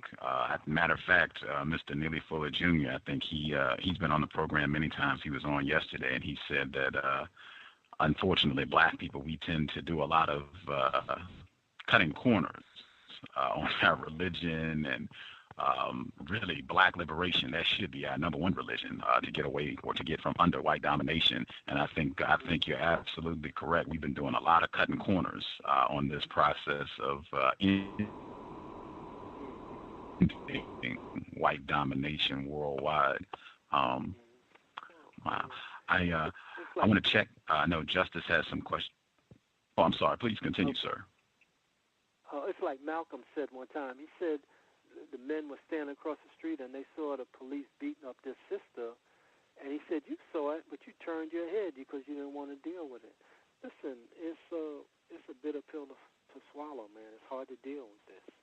You know, I understand that. It's very hard. So just the committed few have to deal with it. And the others are trying to commit subtle suicide. What can you do? You can try to, get them on the path of blacknificence, but when they are not on the path of blacknificence, then they're on the path of death. It's death in some form, psychological, cultural. You could run down the list. So I'm ready for questions now, brother. I want to check to see if Justice has some questions, and then there's some folks who called in who have questions as well. I just want to get this in to make sure people are listening carefully. Even the films that Dr. Kambon mentions have immense lessons. When he was on the program last time, he mentioned Night John, and I was able to watch that over the weekend. Oh, yeah. Man, you talk about no cutting corners. The main character. Outstanding. I would highly recommend it. It's on YouTube. It's crystal clear. You can watch the whole thing. I watched it, and the main character, he's a black male, plantation slavery, and he's been beaten. The white people that he was putting heat on white people. They're trying to get rid of him. They don't want him around their other slaves to corrupt them. And he's on this new plantation, and the slaves, they see that he's been beaten horribly, and he's got all these scars on his back. And one of the females place. She says, did you get those scars, trying to run away? And he said, yep, I ran away the first time and they caught me and, they brought me back and beat me. And he said, I ran away the second time and they caught me and they brought me back and they beat me. And she's just looking at him, shaking her head like, I got to get away from this guy. And she goes to turn around and leave. And he says, but the third time, I mean, it's just like, whoa. No cutting corners. That's what it is. I don't care if it takes 20 times, 50 times, whatever, as many times as it takes. Black liberation at all cost. Watch Night, John. Incredible film. Oh, I love that film, man. I love that film. I like that little girl in that film. She says, and you looking up at the balcony, and you worth $500, and you worth $1,000. The Negroes, they didn't know how much they were worth, man. She put value on them, man. Oh, man, incredible. It's so many lessons. In that film. It's not one of those slavery movies where you'll be all sad and depressed and it's trying to make white people out to be great. It's not that at all. Watch it. Yeah, and I told you about the other film that is excellent. It's called Brother Future. I don't know if I mentioned it. Oh, man, that's a good film, man. Let me mention a couple of books while we're here. There's an old book entitled Man, Child, and the Promised Land by Claude Brown. He ultimately became an attorney. He made his transition, I think, about 3 or 4 years ago. But it's a very, very powerful book, man. Man, Child, and the Promised Land. There's a great little movie. I don't know if anybody can get it. It's entitled Clarence and Angel. It was produced by the Ford Foundation years ago, called Clarence and Angel, about a little brother who doesn't know how to read and he learns how to read. And there's a moment in there, man, it just touches your heart. It's a great movie, Clarence and Angel. Oh, man, there's so many. I mean, all this information is here. I mean, it's right here. And we walking by it. Our ancestors, the people, man, put their life on the line. And we just walking around like, yo, this is nothing. That's old school. Yeah, okay. They come in to see me. Hey, man, the cops stopped me and beat me up. What can we do about it? Oh, I said, I thought this was old school. I can't get a job. I got a felony. Oh, I thought this was old school. Listen, man, I tell you, brother, don't waste. I tell them, man, you ought to get out of here. Don't waste my time anymore, man. Okay, let's go with questions. Yes, sir. The website, again, make sure you all check it out, KamauKambon.org,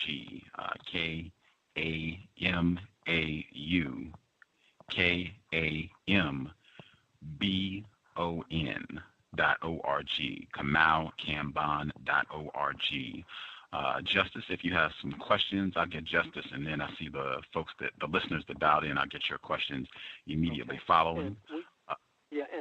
I do want to mention, if they go to the website, there is a place, with your permission, for people to make contributions.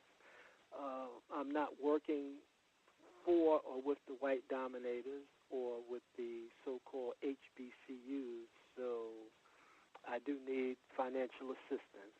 So any help, and your contribution to us before was just an enormous help. And so we put that word out there and look for assistance. Like, we had these brothers pass. I didn't mention Brother Dale Jones. And one of the books that everybody should have is a book, Dell's book, but this other book is entitled The Black Holocaust by S.E., and it's actually Sam Anderson. Very, very good book. There's another book, Black History for Beginners. And then another book, I think it's Black Women in History. These are fabulous books. This, I don't know if I think it's a series. Then there are other books that people must have. One is The International Jew by Henry Ford. The other book is The Protocols of the Learned Elders of Zion. And the other one is The Rothschild Money Trust. That's a trilogy. Those are 3 books everybody should read. There's another book, man. It's a wonderful book.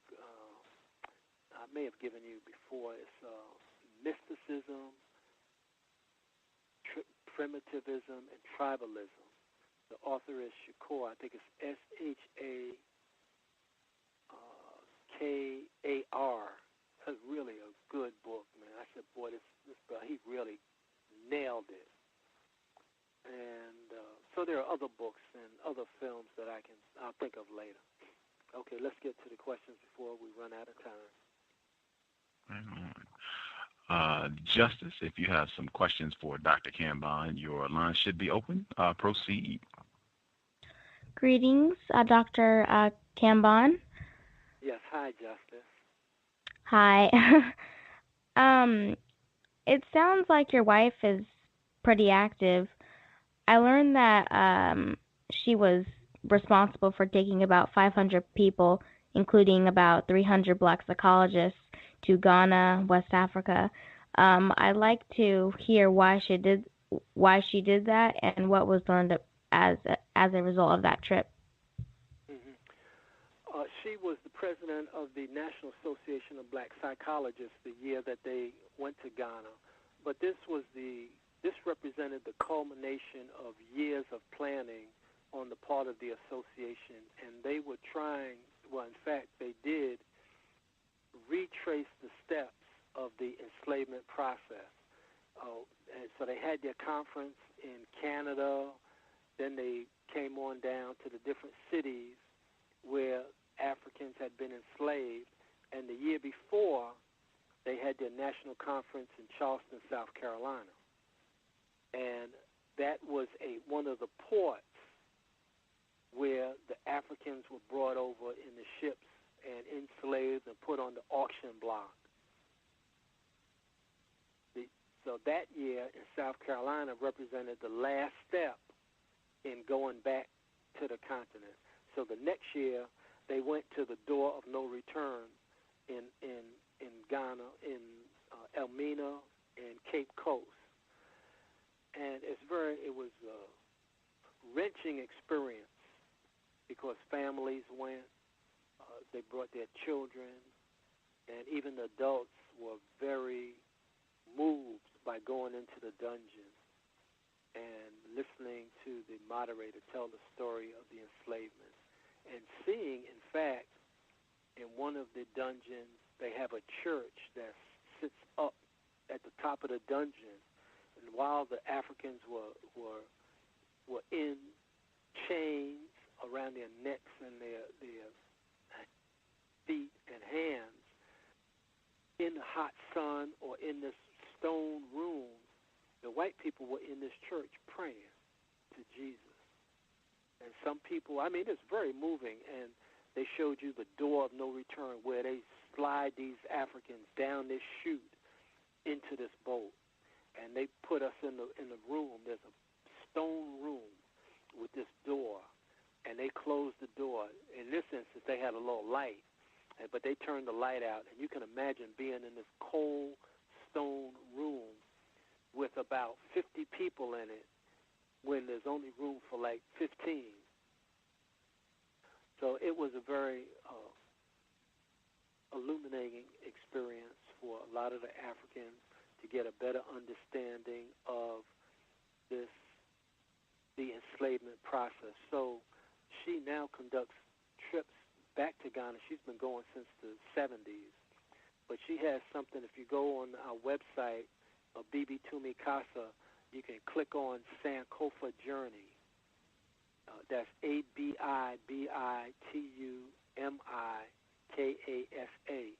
Bibi Tumi Casa, ABIBITUMIKASA.com.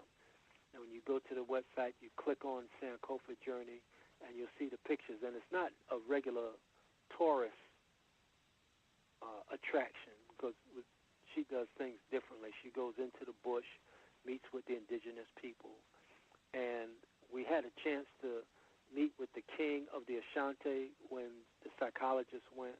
So overall, it was a great experience, and my wife talks a lot about healing. and that before we can do anything, before we can make any kind of move or any kind of change in our lives, we have to heal. And this goes back to, some people call it post-traumatic slavery, but I don't say it's post-traumatic.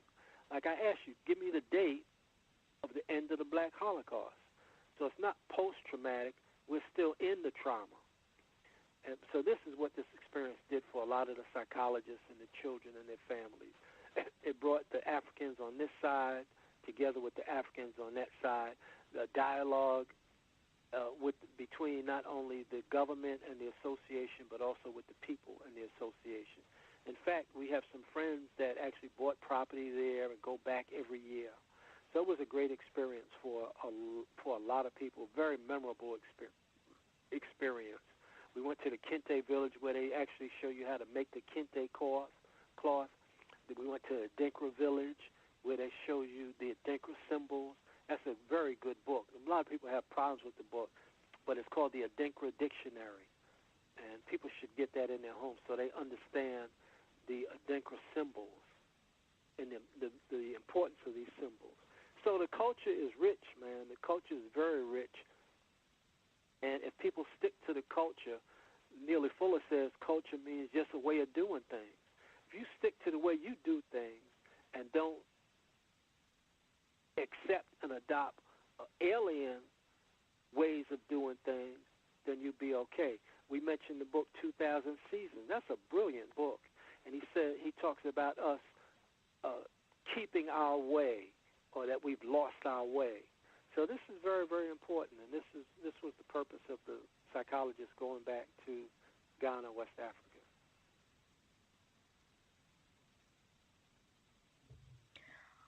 Thank you very much, Dr. Kambon. I did have some more questions, but you answered them, and I think that is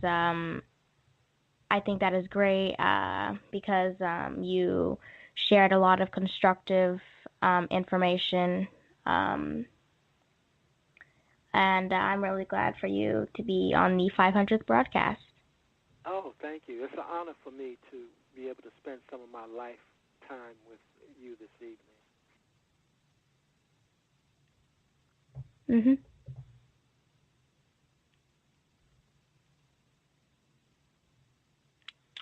Okay, we have any other questions? Oh, I don't have any. No. Okay. No. Well, thank you very much. Mhm. All righty. I'll get some of the listener questions. Folks have their hands up. I saw someone on TalkShoe had a hand up as well, and I don't see it. And it's enough people that, it would confuse me. So if you have a question and you're on TalkShoe, press *8 and I can get your hand. The person who dialed in, last four digits, 7052, 7052. If you have a question for Dr. Kambon, your line should be open. Yes, I do. Greetings to you, Gus. May I be heard? Yes. Yes, ma'am. Oh, greetings to you, Gus, Justice, the callers on the line, and Dr. Kambon. It's indeed a pleasure to be able to speak with you for the first time. Are we still there, Dr. Kambon? Yes, so welcome. I'm here.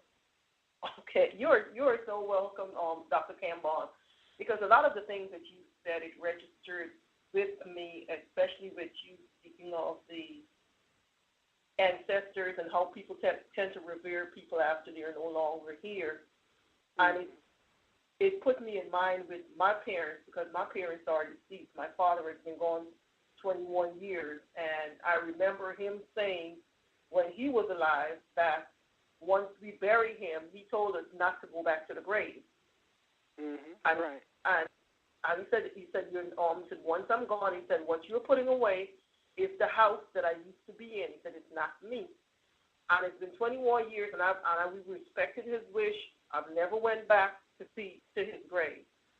And right. Because, and we tend, as you said, we tend to have this preoccupation with this death and not with the living.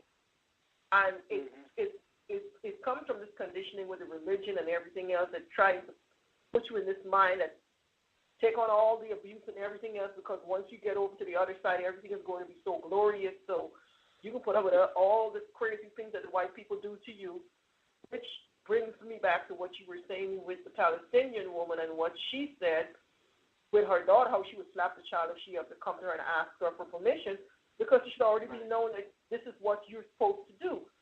And, that's right. And I hear the same thing with black people, and which is why when I'm against this so-called dating and marrying outside of your race, and I hear people saying, well, I just fall in love. And this, I said, you don't just fall in love. And I said, when you say these things, you're disrespecting the ancestors, because you're not going to see a Palestinian bumping and grinding on an Israeli. It's not going to happen. But yet still, we're going to tell ourselves, we're going to make it so acceptable that, okay, it's not his ancestors, it didn't pass. My parents always said, they said, whatever you have in you is from all the ancestors before, it's represented in what's standing here now. And we are representative of what happened to those people. And you were speaking about the dungeon that your wife went through. There's also a children's section in the dungeon in Cape Coast. Right. It showed you there where they would put children. So it lets you know that these people, they didn't care if you were children, a man or a woman, you were all crammed into this tight space. So if I can put all of that behind me and lay down with someone else whose ancestors were a part of that, then I'm dishonoring the ancestors. And this is what these people have moved away from with all of this socialization. It has made it so acceptable that we could, it's all in the past, it's all done with, we need to move on from there, we need to live and let live, and all of this nonsense that you keep hearing. So I'm glad I'm not the only person that feels this way. I'm glad there are other people out here who feel as strongly as I do, and we are not going to let the past just be the past. We're going to live it. As you said, there is nothing post. We are still in this trauma with the prisons, the police brutality, the killings that are ongoing. There is nothing past in our condition. We are ongoing. It's still ongoing. Yeah. Okay. Well, thank you very much. And you're so welcome, Dr. Kambon. What you said is important. It also reminds me that we talk about this trauma, and there's a brother that used to come by to see us, and he was literally psychologically paralyzed. You know, his father left him when he was young, and he couldn't. This brother's like in his 20s, and he didn't want to work. I mean, he went through all kind of drama. And I learned from that experience. I said, listen, man, your parents produce you, but it's your job to develop yourself. If you can breathe, if you can walk, if you can talk, if you can think, you can develop yourself and not be,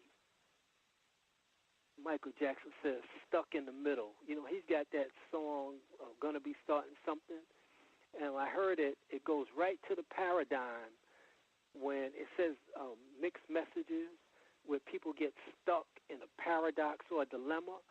And Michael Jackson says, stuck in the middle, you're a vegetable. And that's exactly what happens as a result of this trauma. So somehow, going back to my wife talking about healing, the only problem I have with that is this, the whole thing about healing. And I hear more sisters talking about that than brothers. The problem I have with healing is, tell me and describe to me what a healed black person thinks and does relative to black liberation. You see, that's the key.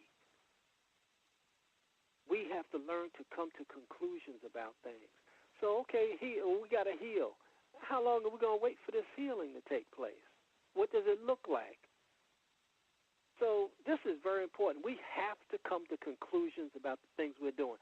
The brother said, I think it was last week, he said, my grandmother went to vote, and she's 91 years old, and she didn't have one of the papers. I think it was a marriage license. They didn't let her vote. He said she's been voting for 70 years, and she wants to vote. I'm saying 70 years? You haven't come to a conclusion about voting after 70 years? Let's come to some conclusions about what we're doing. We can't continue to do these things over and over again, and they're not producing anything. And then we pass that on to children. So I thank the sister for a question. Okay, next question. Let's see. The person who dialed in, and I'll let folks know again if you have a question for Dr. Kambon. If you're on the free HD line, press *6 if you have a question. And if you're on the talk shoe line, it is *8. The person who dialed in last 4 digits, 2736. 2736. Did you have a question for Dr. Kambon? Yes, sir. How you doing tonight, Gus? Thanks for taking my call. Greetings, Dr. Kambon. Yes, greetings, brother. Black Liberation. Yes, sir. And I had this two is what we questions. have to tell our, excuse me, brother, before you go, this is what we have to tell our children when we wake up in the morning. Black liberation from under white domination. Good morning. Black liberation from under white domination. There's a Roman statesman or soldier. When he used to go and speak to everybody, he would end his discussion, and we're going to defeat Hannibal today. We're going to defeat Carthage today. And that's what we have to say. Black liberation, black liberation, black liberation. Okay, brother, your question. Black liberation. I wanted to know, I had two questions. One just came up from the previous caller's question. One, do you think that it is necessary for white people to have sex with so-called Africans and other people who aren't white to ensure their genetic survival? And two, given the recent quote-unquote employment crisis where white people are not giving black people jobs, do you have any suggestions on how to walk more confused black people through the logic of, I guess, to stop economically supporting racist holidays? And I'll take the questions offline, and thank you in advance. Okay, the first question dealt with white people having sex with black people. Yes, sir. I wasn't. Okay. That's just out. So I won't even. No. Answer. Don't even deal with them. Stay away from them. The white people are toxic. They're the enemy. End of story. If you do that, it's a subtle suicide. You diminish our racial stock, our racial integrity. So why would you want to be with the enemy? But we've already discussed that. So the answer to that is no. Stay away from the white dominators. Male and female, just leave them alone. Stay away from them. Let them self-destruct on their own. And the second part of your question. I'm sorry. I was just asking, and to white people, do you think it is necessary for their genetic survival? Yeah, that's interesting. I see what they're doing is they're trying to get to the DNA, and I think what they're trying to do is they're trying to, this whole thing about the Genome Project and looking at the structure of the DNA so they could make synthetic DNA based on our pattern so that they can continue. I think that's what they're doing.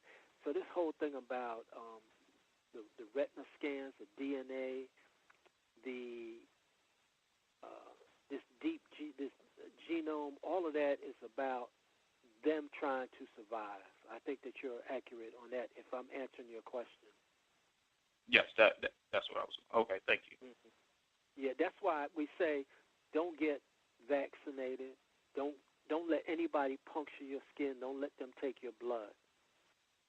So, there's a lot of information on that. Dr. Africa talks about that. In one of my books, I've got like 300 studies that talk about the dangers of vaccines. But don't let them get your blood because of the DNA data banks that they have set up. This whole thing about tracing your ancestry, I wouldn't do it. I wouldn't, just personally, I wouldn't go for that. I think there's another agenda underneath that. And then your second question? Given the recent employment crisis, I'm attempting to start a campaign with more confused black people to stop purchasing, to stop economically at least supporting white people's racist holidays.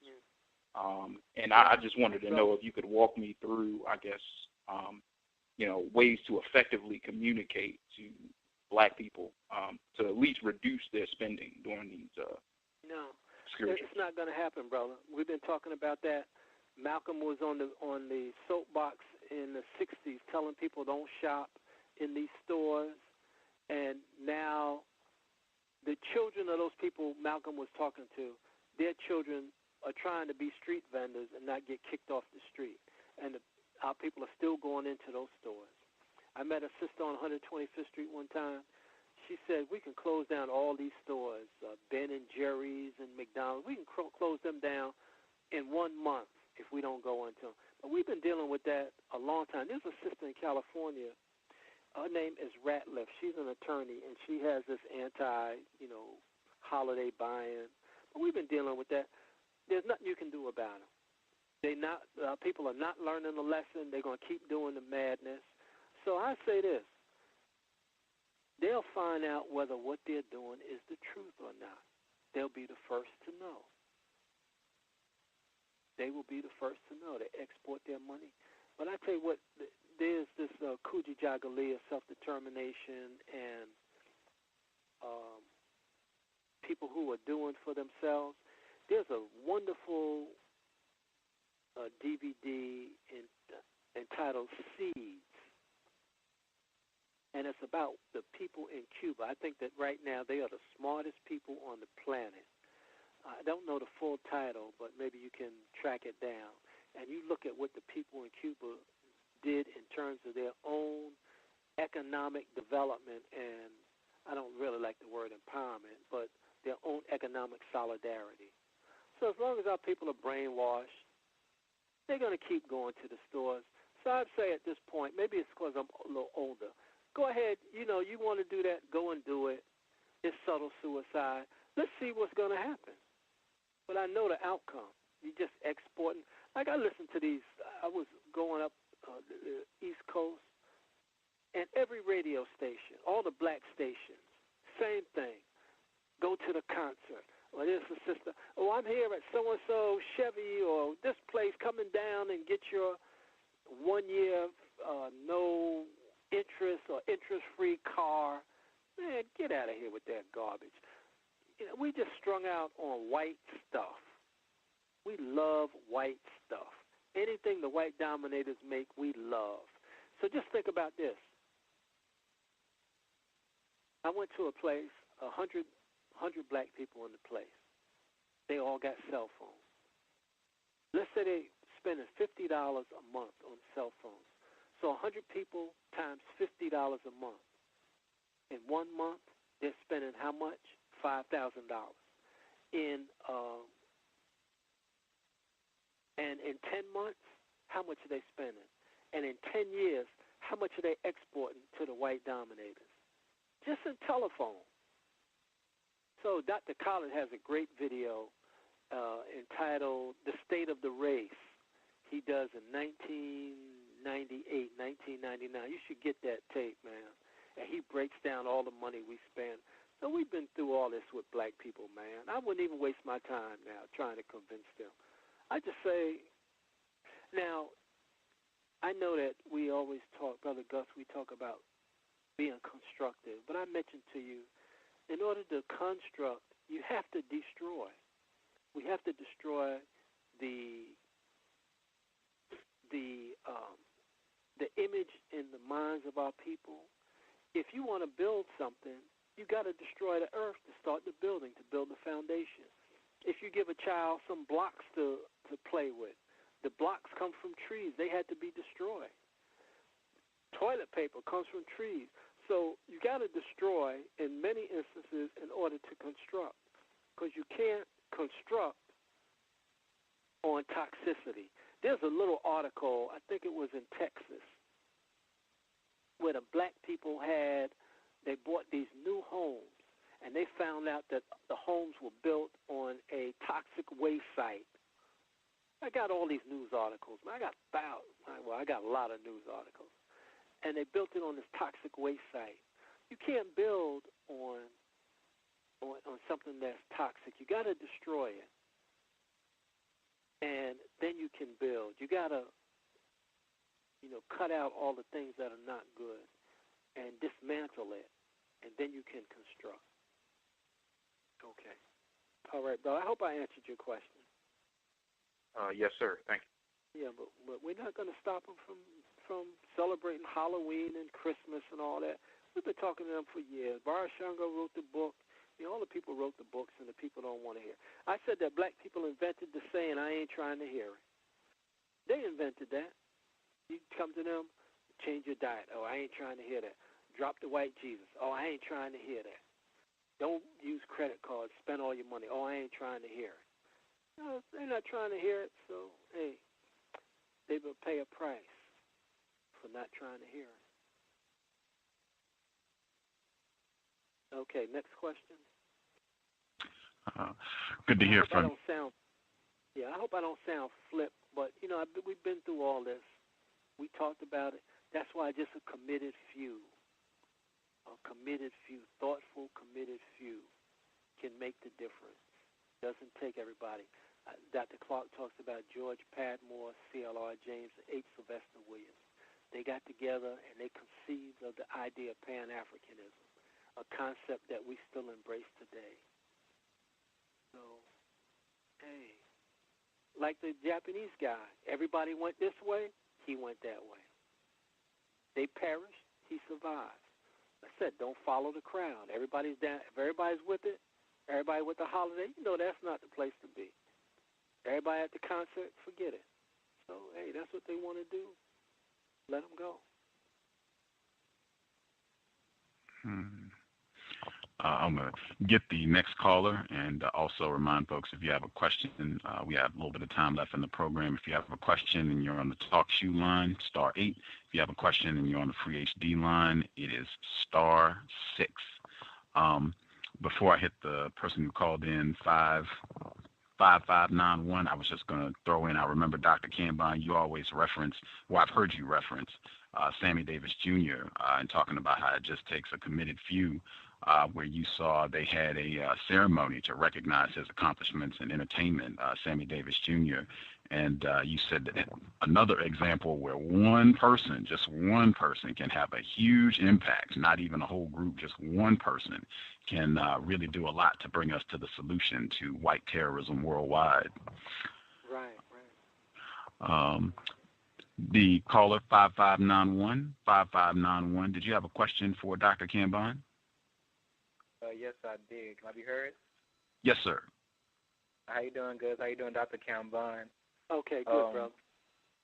I was going to ask some questions about holidays and everything, but when I pressed the button, you started talking a lot about,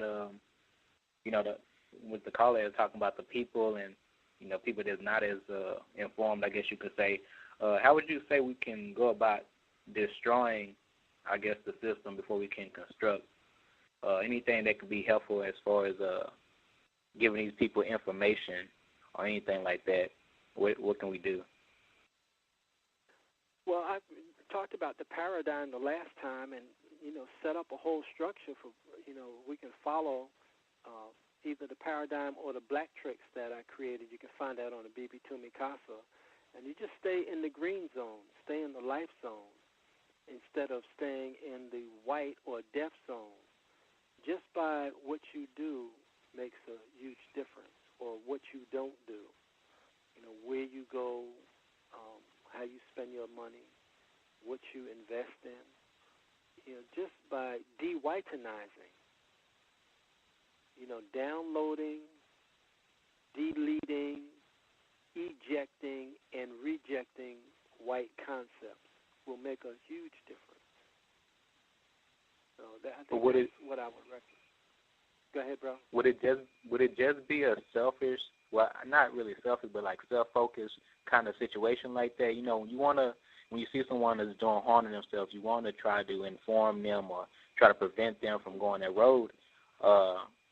It kind of seems like we should focus on ourselves, I guess, and set that example. But how do you try to be, not so selfish about it? Mm-hmm. Well, I think this is the process. If you see somebody, someone, let's say, drinking alcohol, they're drinking like a fifth of alcohol every day. First thing you say is, what are you doing? Next time you see them, they're drinking. You say, well, what are you doing? Then the next time you say, what are you doing? Then the next thing, number 4, is, why are you doing that? Then you say, why are you doing that? And then the next thing, why are you doing that? And they continue to do it. That's, you got to leave them. I got an expression. When you love someone more than he or she loves himself or herself, you get in trouble. So there comes to a point where you have to come to a conclusion about this person. If you don't come to a conclusion, they will drag you down emotionally. And this is the emotional thing that gets us tied to one another. I've always mentioned Afro Uno's book. He says, in The Nature of Nature, that we are racial relatives. The Last Poets, in one of their records, they say, and I should love that which is me. So this is true. But how far, you got to decide how far you're going to take this. I heard a white guy talk about his own people. He said, hey, it's time to close the ark door. He's talking about the economy collapsing.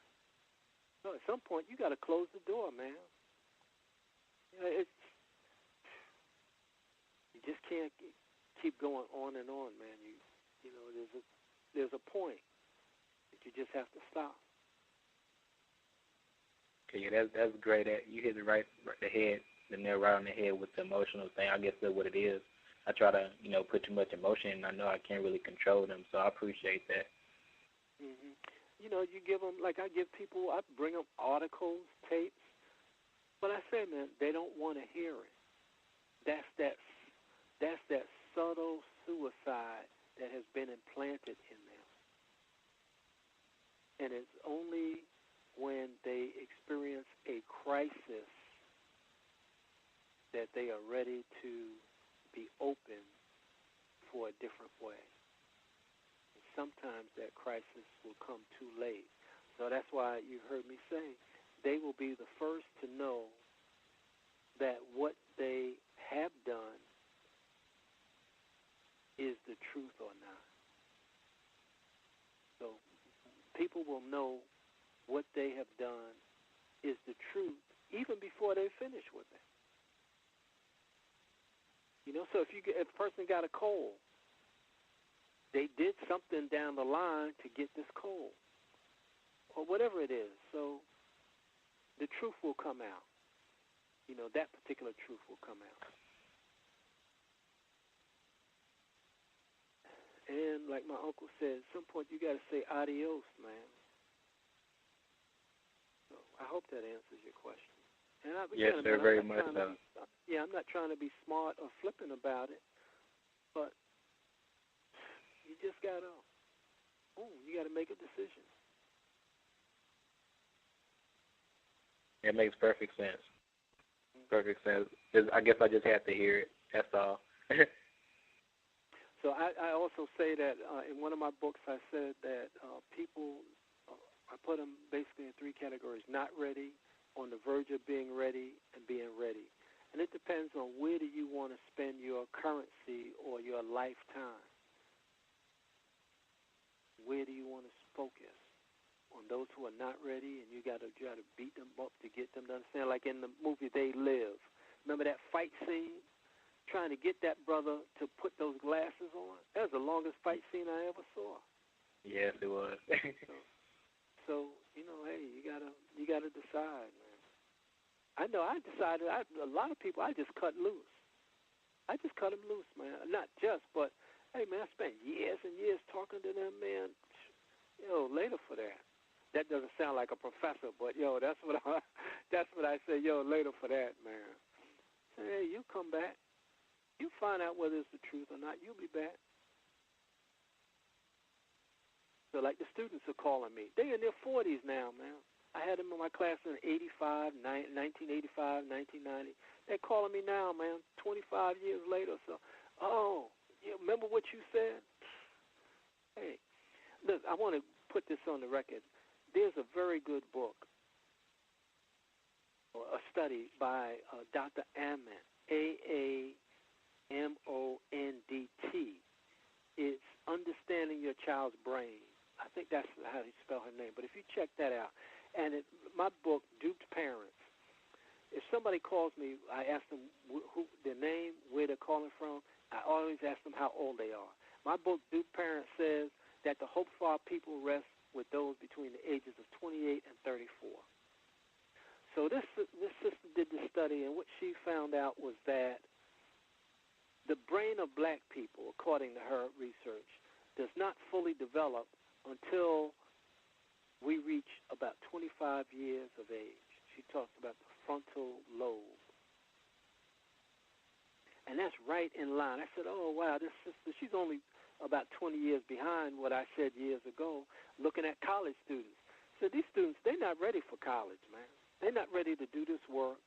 I said, but I like to teach adults, 27, 28, 29, because now they are ready for learning. Maybe because of their experience in the world. They went out to the world and the white people slapped them around. Now they're ready to learn. So 28 to 34, I think, are critical years. 37, 38, 39, they like in the gray area. Most 40 and over, most of them, they finish psychologically, not open for any information. So this is the point I wanted to make, Brother Gus. What do you think about what I said tonight? This is a question for you, Brother Gus. Wow. I think, number one, I'll start at the beginning. I think the context, like when you give the background information, like when you took the time to explain why you got your degree,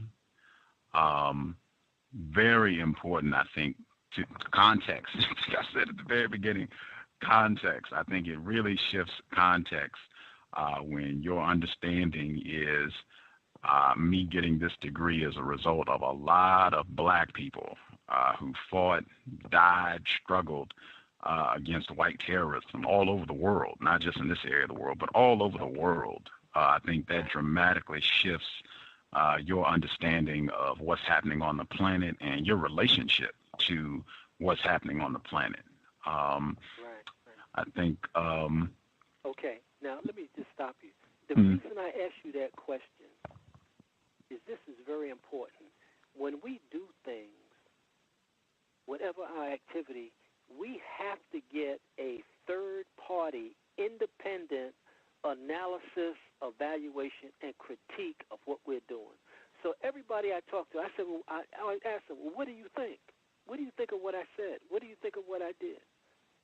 There's a judge in California, last year I think it was. He made a ruling about homosexuality. He said it was okay for two white men to live together or get married. It was later found out that the judge, upon his retirement, disclosed that he himself was homosexual. There was an uproar. They said he ruled on the case. He was not an independent observer of the case, and he had a vested interest in the case. So this is what we have to do. Whatever we are doing, and I'll put it on the line, 5% of Nation, Orthodox, whatever it is, Mason, Alpha, Delta, we have to ask an intelligent, independent third party to evaluate, well, what do you think about what I'm doing? It should be relative to black liberation. And if we don't have the courage to do that, that means that we know that what we're doing is wrong because we don't want to ask somebody else. It's like the police. For years, we've been talking about civilian review boards. And police say, oh, no, we don't want civilian review boards. That's an independent third party. We want internal affairs. It means you want the police to investigate the police. You follow what I'm saying? So this third party, independent evaluation, analysis that has no vested interest in what you're doing, but is saying to you, this, what you're doing, has no bearing on liberation from under white domination. So that's why I asked you that question, because I'm willing to get the feedback. And if I'm saying something that's incorrect or inaccurate, and you let me know that, I said, oh, change. And I have to be open and willing to take what I said out and put that in my paradigm. And this is how I evolve. This is how I develop. But we have people, I'm in this group. They don't want to hear nothing about the group. They don't want you to tell them nothing about the group. That means that they're wrong. It's not because it's not the truth. What they're doing is not the truth. There's no two ways about it. So I tell them, drop all of that stuff you all are doing. All you Negroes, Dr. Ben gives a great lecture. And he says, number one, he said, I've been married to my wife for 51 years. He said, I never hit her. That's number one. That's very important.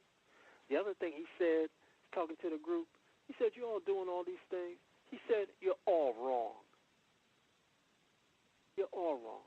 So everybody thinks they're right in what they're doing. I have this in the last book. We all think that what we're doing is right, but we'll all be dead wrong. So, hey, we'll see. We'll see whether it's the truth or not. Okay, so that was the point of me asking you that question, brother, to get a third-party independent analysis of what was presented. Okay, I'm ready for any other questions. And if you want to continue your statement about what I said, that would be okay. If I could get clarity on one thing, and I'll keep an eye on the switchboard. For other folks, if they have a question to get in, we have about maybe 10 minutes left on the program. Again, if you're on the free HD line, it's *6. And if you're on the talk shoe line, it's *8 if you have a question.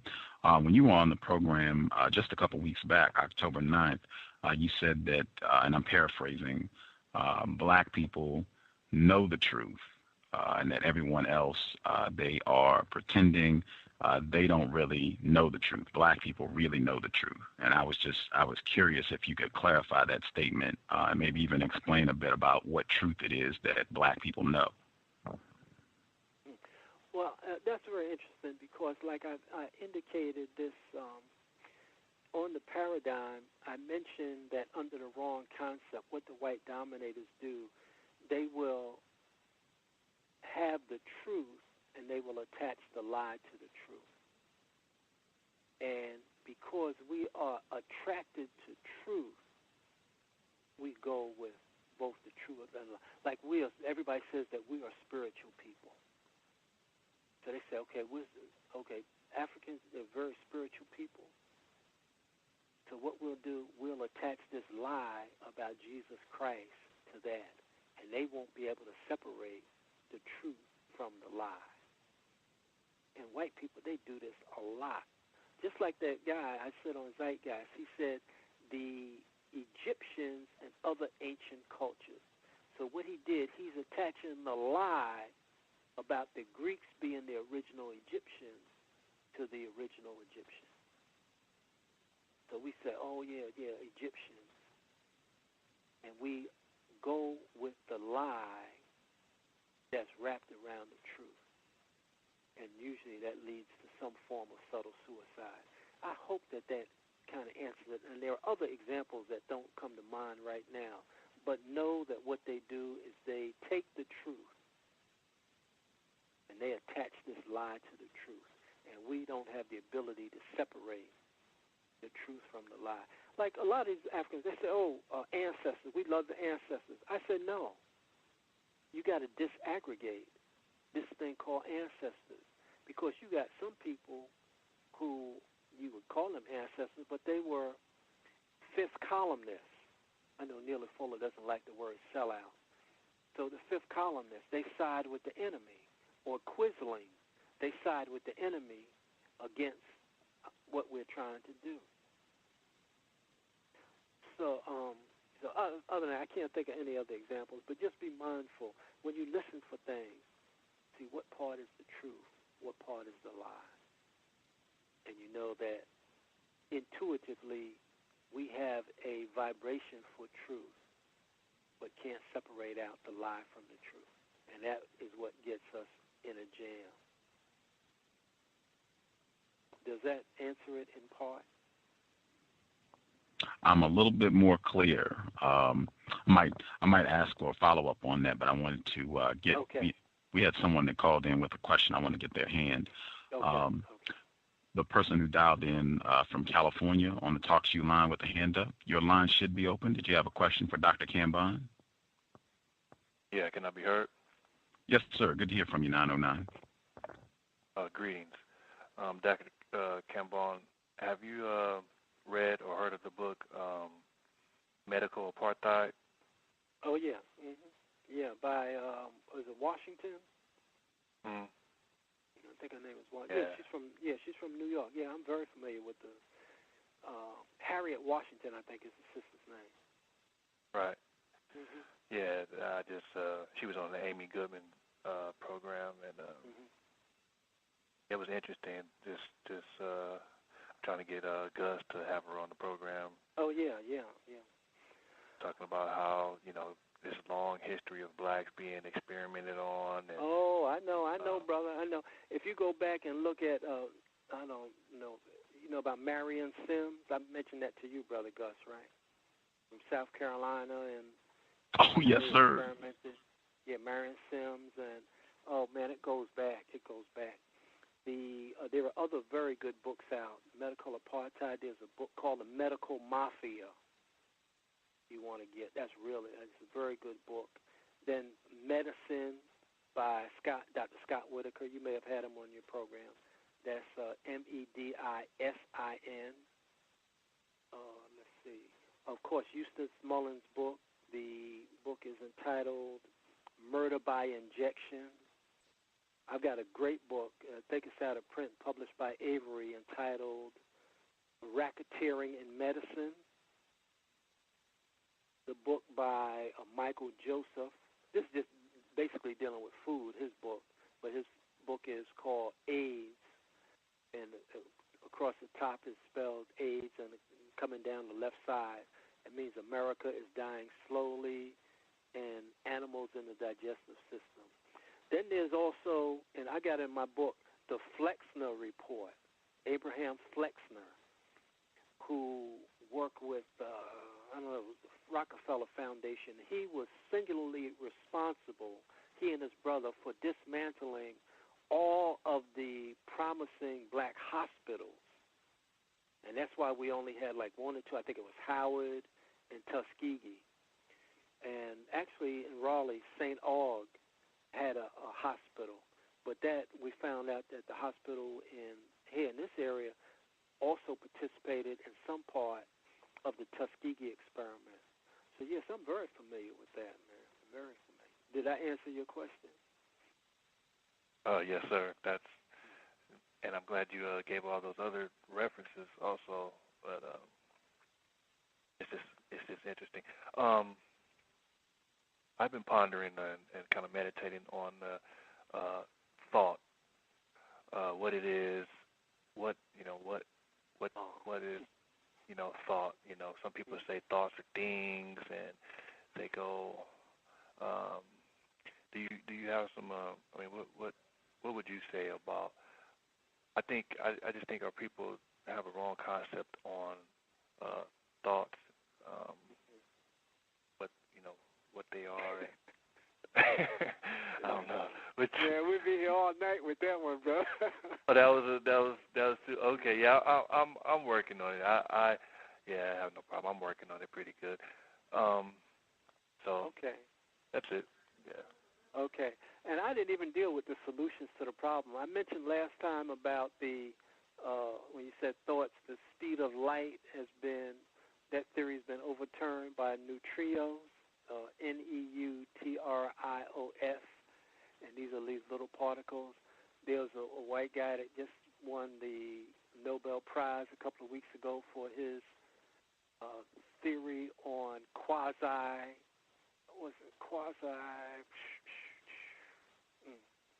particles.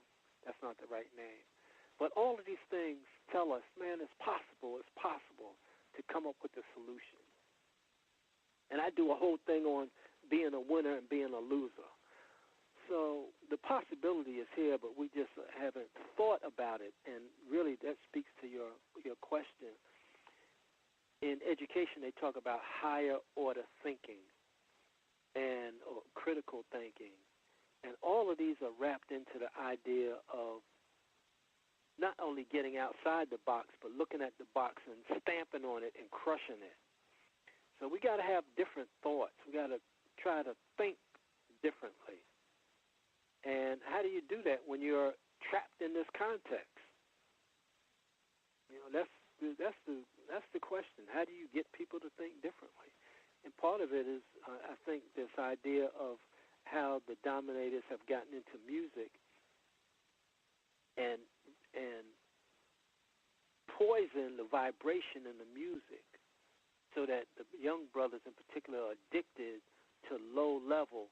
You know, they talk about the chakras and the vibrations from the music hit the lowest chakra, the animal chakra, and that keeps us at this low level. So yeah, they try to keep us dumbed down. But hey, everybody ain't going for it. So as long as everybody's not with that program, it means we still got a chance. Okay. The next question, bro. See, I just saw a hand up, and then it disappeared all of a sudden. Could be white interference. I'll give them a second. And okay. It looks like they might have dialed back in, or this might even be a different person. Person who called, I think this is Non-Mighty Wick. If you had a question for Dr. Kambon, your line should be open. Hello. Thanks for coming on, Dr. Kambon. Can I be heard? Yes, sir. Yes. Yes. I just wanted to get your view as to why you feel older non-white people, older black people, say around your age or whatnot, don't particularly like to talk about or don't really talk about experiences, that they may have been through as far as racism, white supremacy goes. I heard you mention earlier about ignorance, and so I was wondering if you more so think it's ignorance or fear, and if it's ignorance, I'm curious about your view on to what degree do you feel like that ignorance is conscious? How conscious does a person need to be to say reject life-saving information? Thank you. Wow. Yeah, now I want to just clarify. When I say ignorant, I'm really breaking it down to ignore my rant. And rant means to, talk and talk and talk. So when I say that our people are ignorant, that's what I mean, that they ignore my rants. And I don't know, man, this has always been a dilemma for us. Should we tell children what's really going on? I'm going to tell you, this sister, I think the world, her Shahrazad Ali, I met her grandson, Shahrazad, has written the book, The Black Man's Guide to Understanding the Black Woman, The Black Woman's Guide to Understanding the Black Man. She's written How Not to Eat Pork. She has a very good book on urban survival. She's an awesome sister. And she was telling us that she told her little grandson when he was like 2 or 3, she said the white man, she's in the nation. She said the white man is the devil. The white people are evil. And this is what she tells her children. She talks about what's going on. Because if you don't tell them, and you have to probably bring it to their level to get them to understand, so that when they encounter this, they're not shattered. And the people that I have seen who don't understand it, they take it out on themselves. I got a good friend, and I watched this brother drink himself to death because he did not fully comprehend that he was not the problem. I got another friend, he overdosed, got on drugs because the white dominators set up a situation where he felt like he had no choices. So I think we need to talk with children. Point it out when you're watching TV, when you're out in the world walking. Point these things out and prepare them. So I was in a meeting, I think it might have been a divisional meeting and not a faculty meeting, and they were talking about alumni giving contributions back to the college. And I made the observation, I said they're not contributing because when they got out into the world, they found out that you did not prepare them to deal with what they encountered. Consequently, they saw no reason to send financial support.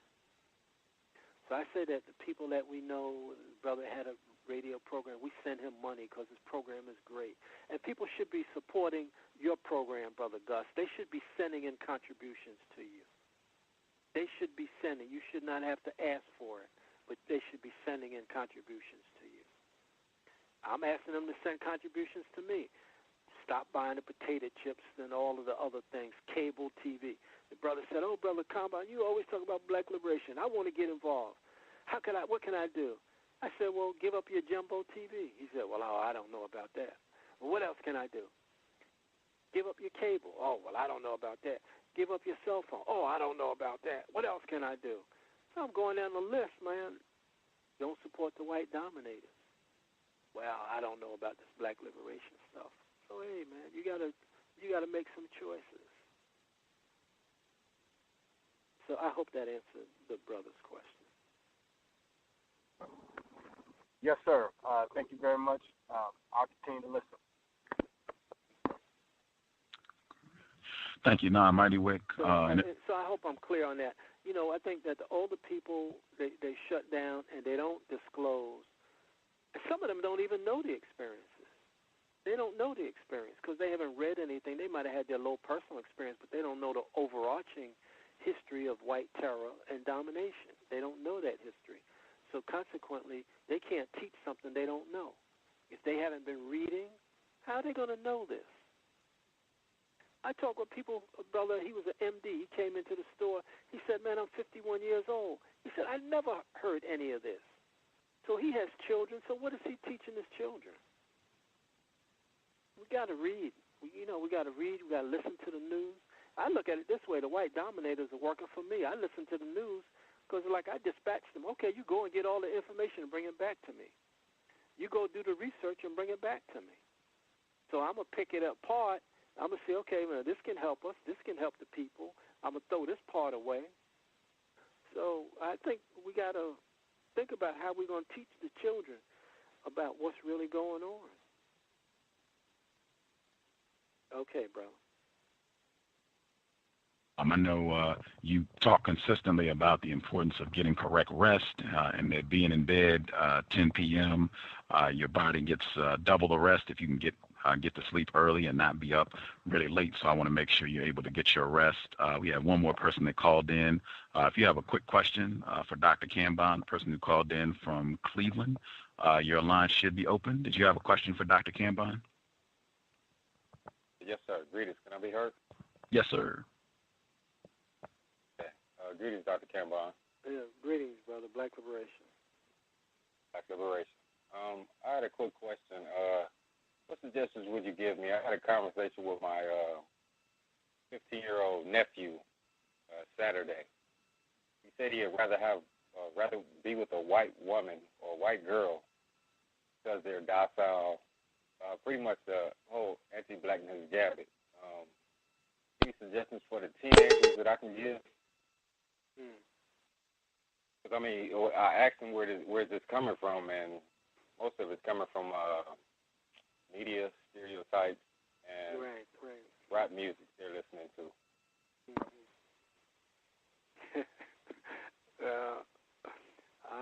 Brother, that's hard, man. You know, you're fighting against a whole system.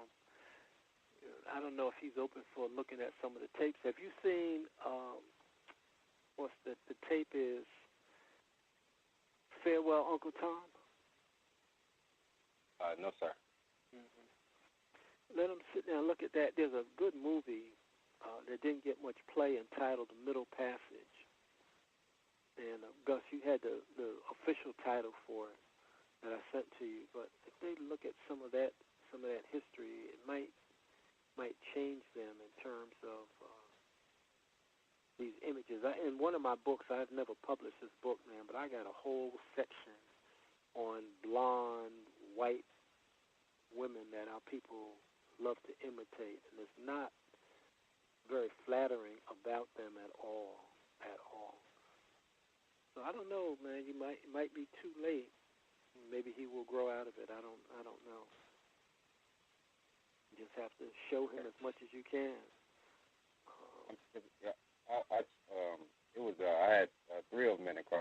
pretty much all said the same thing.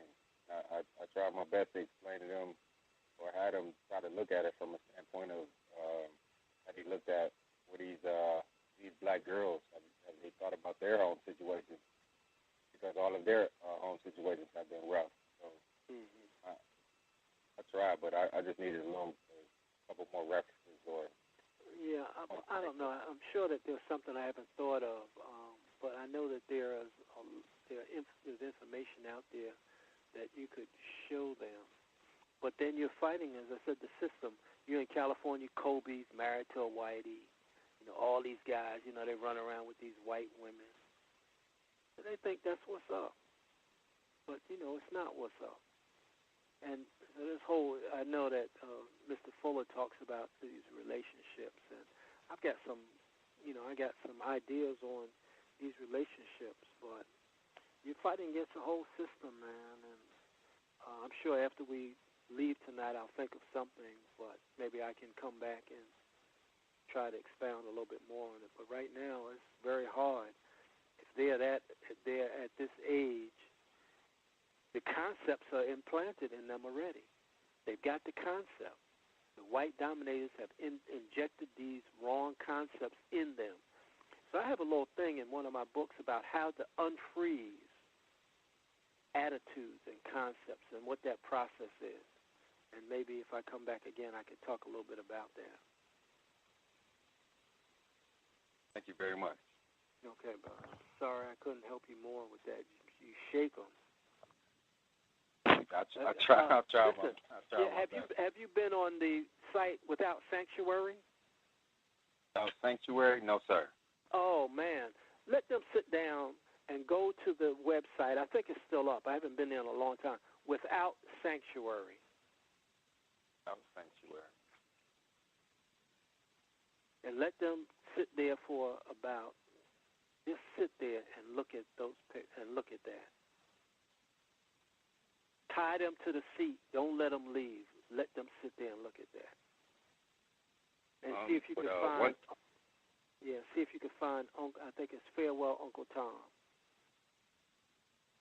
One thing I did ask him, and it brought, I guess, a tad bit of clarity to him. I asked him had they ever been invited to their home. Every last one of them said no. Yeah. Okay, well, let them see that and then give us the feedback on it. I have no problem with that. Thank you very much. Okay, all right, brother. Yeah, everybody should go to that site if they haven't, withoutsanctuary.com. I totally agree. Excellent book, and they actually have an exhibit. It moves to different spots. I was able to see it at the King Museum in Atlanta, and very powerful stuff. I was actually going to talk my 1 cent for the listener. I would say get the Eyes on the Prize series, where they focus on Emmett Till, because it's kind of long, but just if you can get the one video just on Emmett Till, that one, because he's 14, he's closer to their age, that might jar something. I mean, as Dr. Kambon said, it's a total system, and it's a lot you got to work against. But that 1 hour watching what happened with Emmett Till, that might plant some seeds, make them rethink that white woman. I apologize. I missed him tonight. I thought about him earlier yesterday, and I missed him. But yeah, he's on my list of why I got my degree. He's on my list for why I keep in mind. White woman, danger. Leave them alone at all costs. You don't want to be around them. Yeah, the Scottsboro Boys. Let's hear about the Scottsboro Boys. Emmett Till. Oh, man, there's so much stuff, man. And I mentioned about people wear these crosses. They should take those crosses off, and they should wear the picture of Ida B. Wells, the picture of Marcus Garvey, picture of Robert Williams, Fred Hampton, Emmett Till. Those are the people that sacrificed for us to be here. Those are the pictures they should have around their necks. Okay, Brother Gus, what did you think of our presentation tonight? It really wasn't a presentation, but what did you think? I know we had a ton of people listening, which I always, appreciate, and I hope, the people got constructive information. I took a lot of notes. I got some books I want to check out, some films I want to check out. And I'm kind of playing back in my mind when you were talking about the truth. I thought that was something I really want to try and make sure that I share with other Black people. Knowing the truth as opposed to being the truth, doing the truth, and that apparently we've been cutting some corners with regards to being about the truth, because that's why we haven't solved this problem. I definitely will be sharing that with other people, and I will make sure to give you credit for that concept, but I hope that that was very clear for folks listening in, that there's a difference, knowing the truth, being the truth, doing the truth, not cutting corners with Black liberation. Right. Okay, so I hope people can go to my website and Abibi Toomey Casa, send support, financial support to Context of White Supremacy that I write in lowercase letters, and also do as much as you all can to support those who are trying to help our race move forward. They call them race men and race women. And we really have a lot of giants in our race, man, and the people, they put their lives on the line. And we put the heat on the people. And I have this expression. I say that we will, and this has nothing to do with bleaching cream, but I say, man, we will never lighten up. We will never lighten up. We will never lighten up. Like Daruba Ben Wahad and Elambe Braff, man, a brilliant brother who knows, probably the preeminent expert on anything and everything in Africa.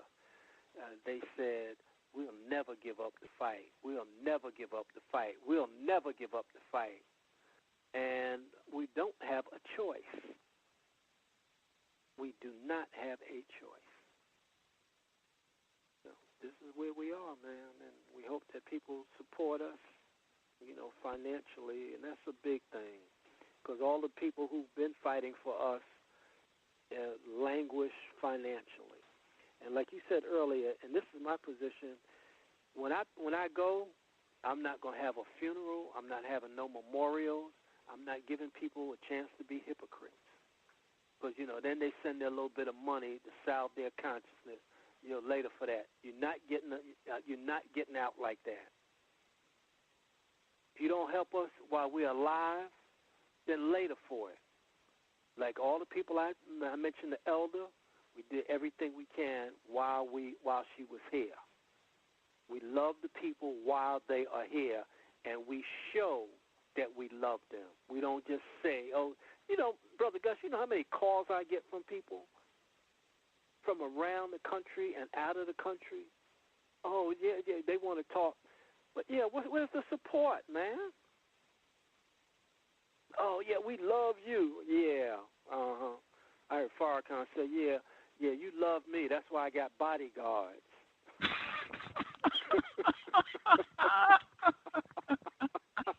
You love brother. Yeah, I know. Y'all love me, man. Shoot. I waited on these brothers and sisters to help me, brother. I'd be homeless, man. It's terrible.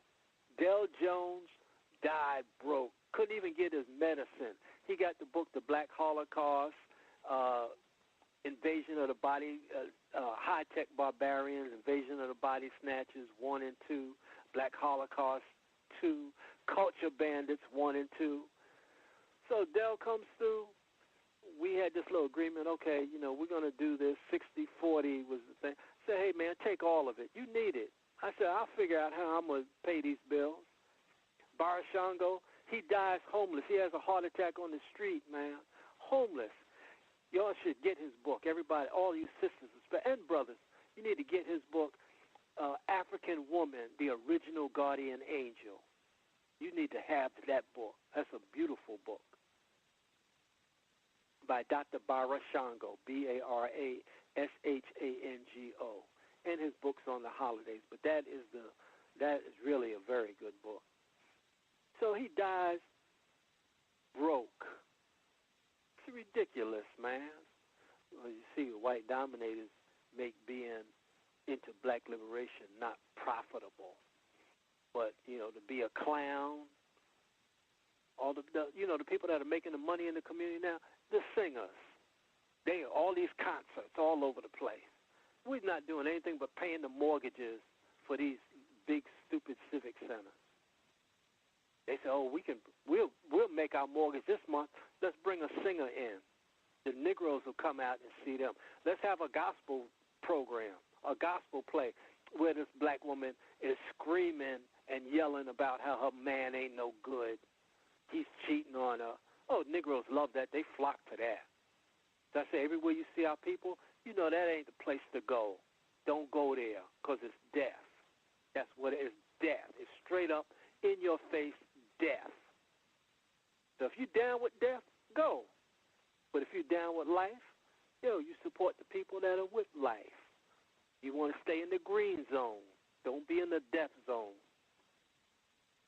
And I said before, the white dominators make death taste sweet. They make death taste sweet.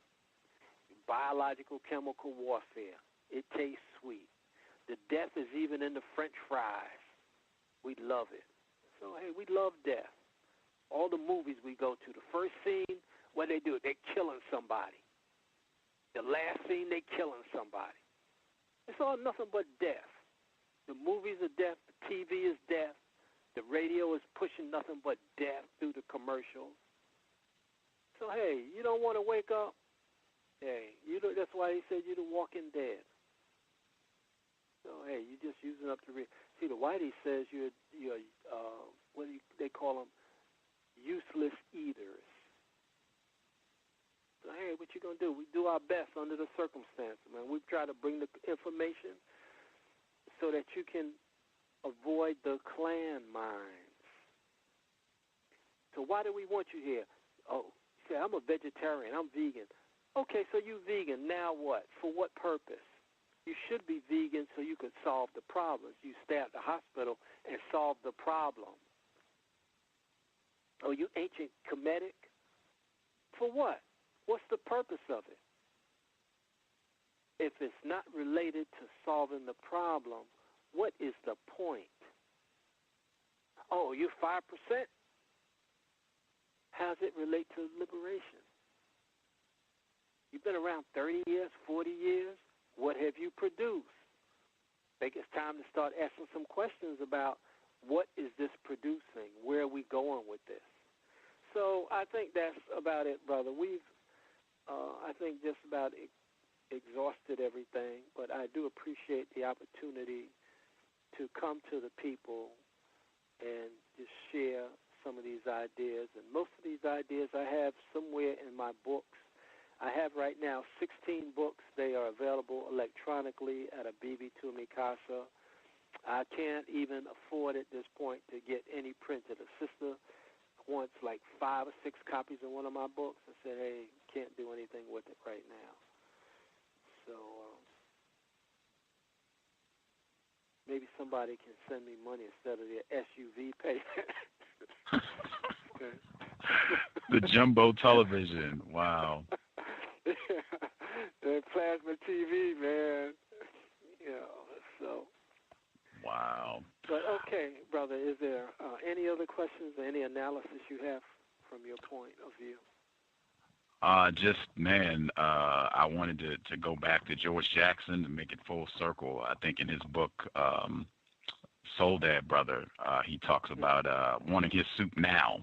Same thing you just said, and not waiting until he's dead to come and bring the soup and everything else. I would rather have my soup right now, and I think it would be great if more black people could adopt that. That was pretty painful to hear about Dr. Barashengo. I didn't know that. Oh, yeah. Man, that is ruined my day almost to hear that. Like, man. I hope people will support I have a friend, Dr. Felder, actually. I'm sure he wouldn't mind me telling the story. He brought Barashango up to New York, and because Felder was supposed to give the lecture, and he let Barashango give the lecture, and Barashango was able to make, some money to help him along. But that was like the last time he made any significant money. It really wasn't even that much. But, and you know, I know Barashango, and he spent time with us, a beautiful brother. But all these brothers are struggling, man. I mean, they really are. And the sisters, they're really struggling.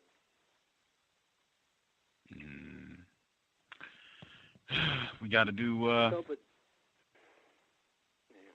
I'm sorry, I didn't mean to.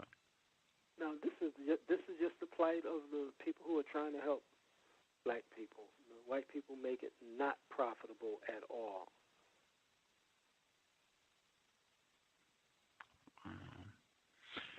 Yeah, Mr. Fuller, he was saying that yesterday as well, that the people that are trying to do business and trying to put white people out of business, that is tough going. Those folks, that is not the flourishing business right now, unfortunately. But hopefully we will be a part of changing that and putting the white dominators out of business as soon as possible. I want to make sure I give out the website again. It's KamauKambon.org. Again, KamauKambon.org, and you can also visit abibitumikasa.com, and I'll spell that out.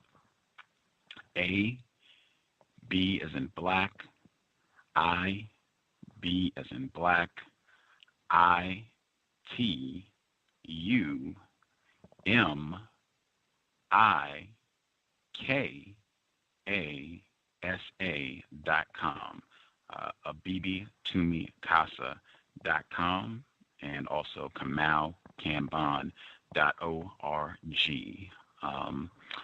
Thoroughly enjoyed having you on the program. I think it's excellent motivation for all of us to kind of aspire to be on our assignment and always on duty, as you guys always are always on your assignment, looking for a solution to this problem.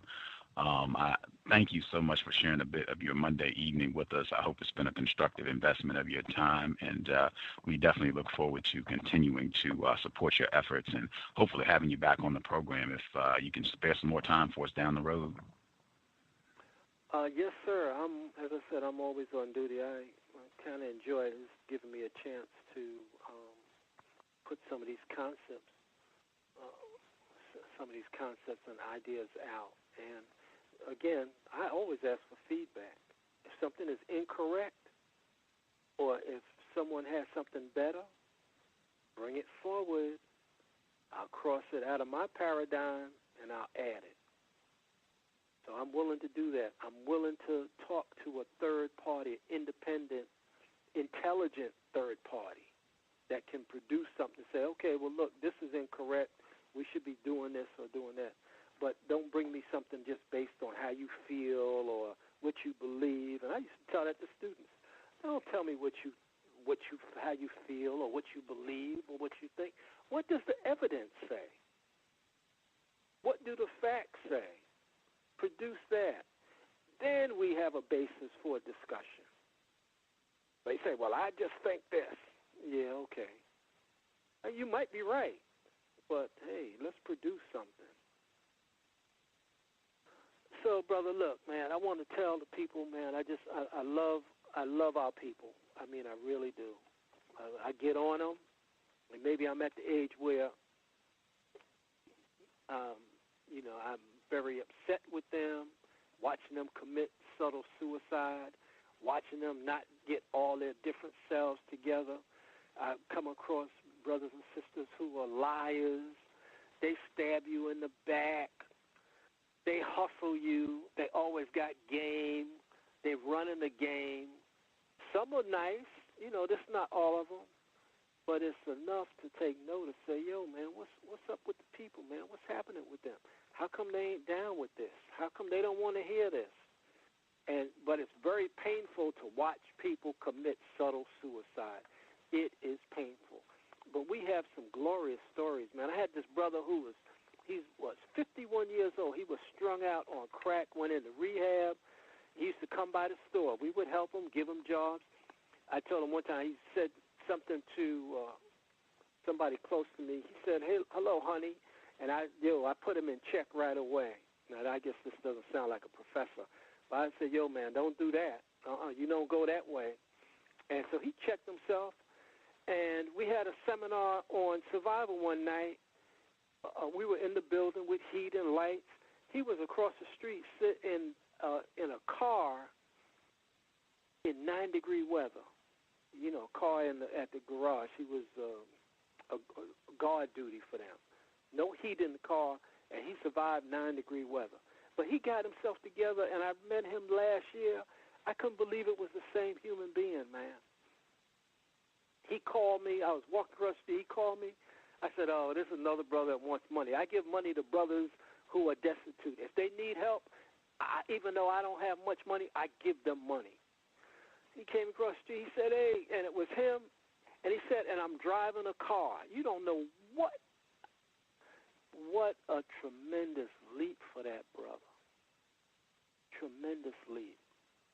And he thanked my wife. He thanked me for sticking with him and for helping him. He got a job. He's helping other brothers get jobs. So we do have some glorious, glorious stories, man, with people. All they need is a little help, and they can make it. But, you know, they got to dig down inside. That's why I talk about being a winner, learning how to win, being on a winning team, and what it takes to win. The sacrifice, you got to dig down. And it's easy to be a loser. The Whitey make it easy to be a loser. But, hey, to be a winner, you know, we know what it takes to win. So when I was coming up, if you were a loser, we chucked you from the team, man. So a lot of these brothers and sisters, we're going to chuck them from the squad, man. We're going to kick them off our team because they're going to make us lose. And we ain't trying to lose this war for our liberation. I think that will be it for me for this evening, brother. Pleasure, all ours. Thank you so much for coming back to speak with us again. Just thoroughly enjoyed the information. And I'll say, anyone, if you have feedback or anything that you want to share on the program, you can leave comments on the TalkShoe page. I can copy and paste them to Dr. Kambon. You can email them to me. You can put them on the Facebook group page, and I can copy and paste those as well and get them to Dr. Kambon. Thank you again. I really appreciate you being so gracious with your time. And as I said, we look forward to continuing to support your efforts, and hopefully we can have you back on the program if you feel it would be a constructive investment of your time. Good. I appreciate it, man. And it's not like I'm some obscure place. I'm available. You know, my number's in the book. You know, people call me all the time, and I'm just like one of the people. That's why I say we got to throw away the titles and all of that. Hey, man, let's try to be as real as we can about what's going on and be straight up. No agenda, no hidden agenda. But like I say, I'm not a part of any group. I'm not connected with any group, or I'm not involved with the pathology. I try to stay out of pathology. And I don't want people to bring pathology to me. But I'll do everything I can. I'll be straightforward. I'll be truthful to people. I'll give them my evaluation of things. If I don't have the information, I try to point them in the right direction to get the information that they need. But we have to start collecting. Look at the white people as working for you. Look at the news. What in the news can help you? And what in the newspaper can help you? So use them because they used you. Now use them because they're doing the research for you. So I'm available, man. And you call me, and I'm just a phone for you, brother Gus. I'm only a phone call away. For Princess Justice, I'm only a phone call away. You call me, I'm always on duty. Appreciate it. I definitely will be taking you up on that. Oh, okay. Man. Thank you again, and you please get. I know it's important to be well rested. Get your rest, and we will be in touch with you soon, sir. Okay, beautiful. Okay, greet you as I began.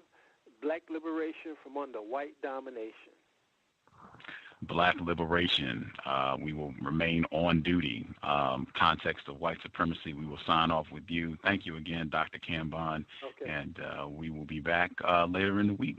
Context of white supremacy signing out. Thank you, Dr. Kambon. Okay. All right, brother.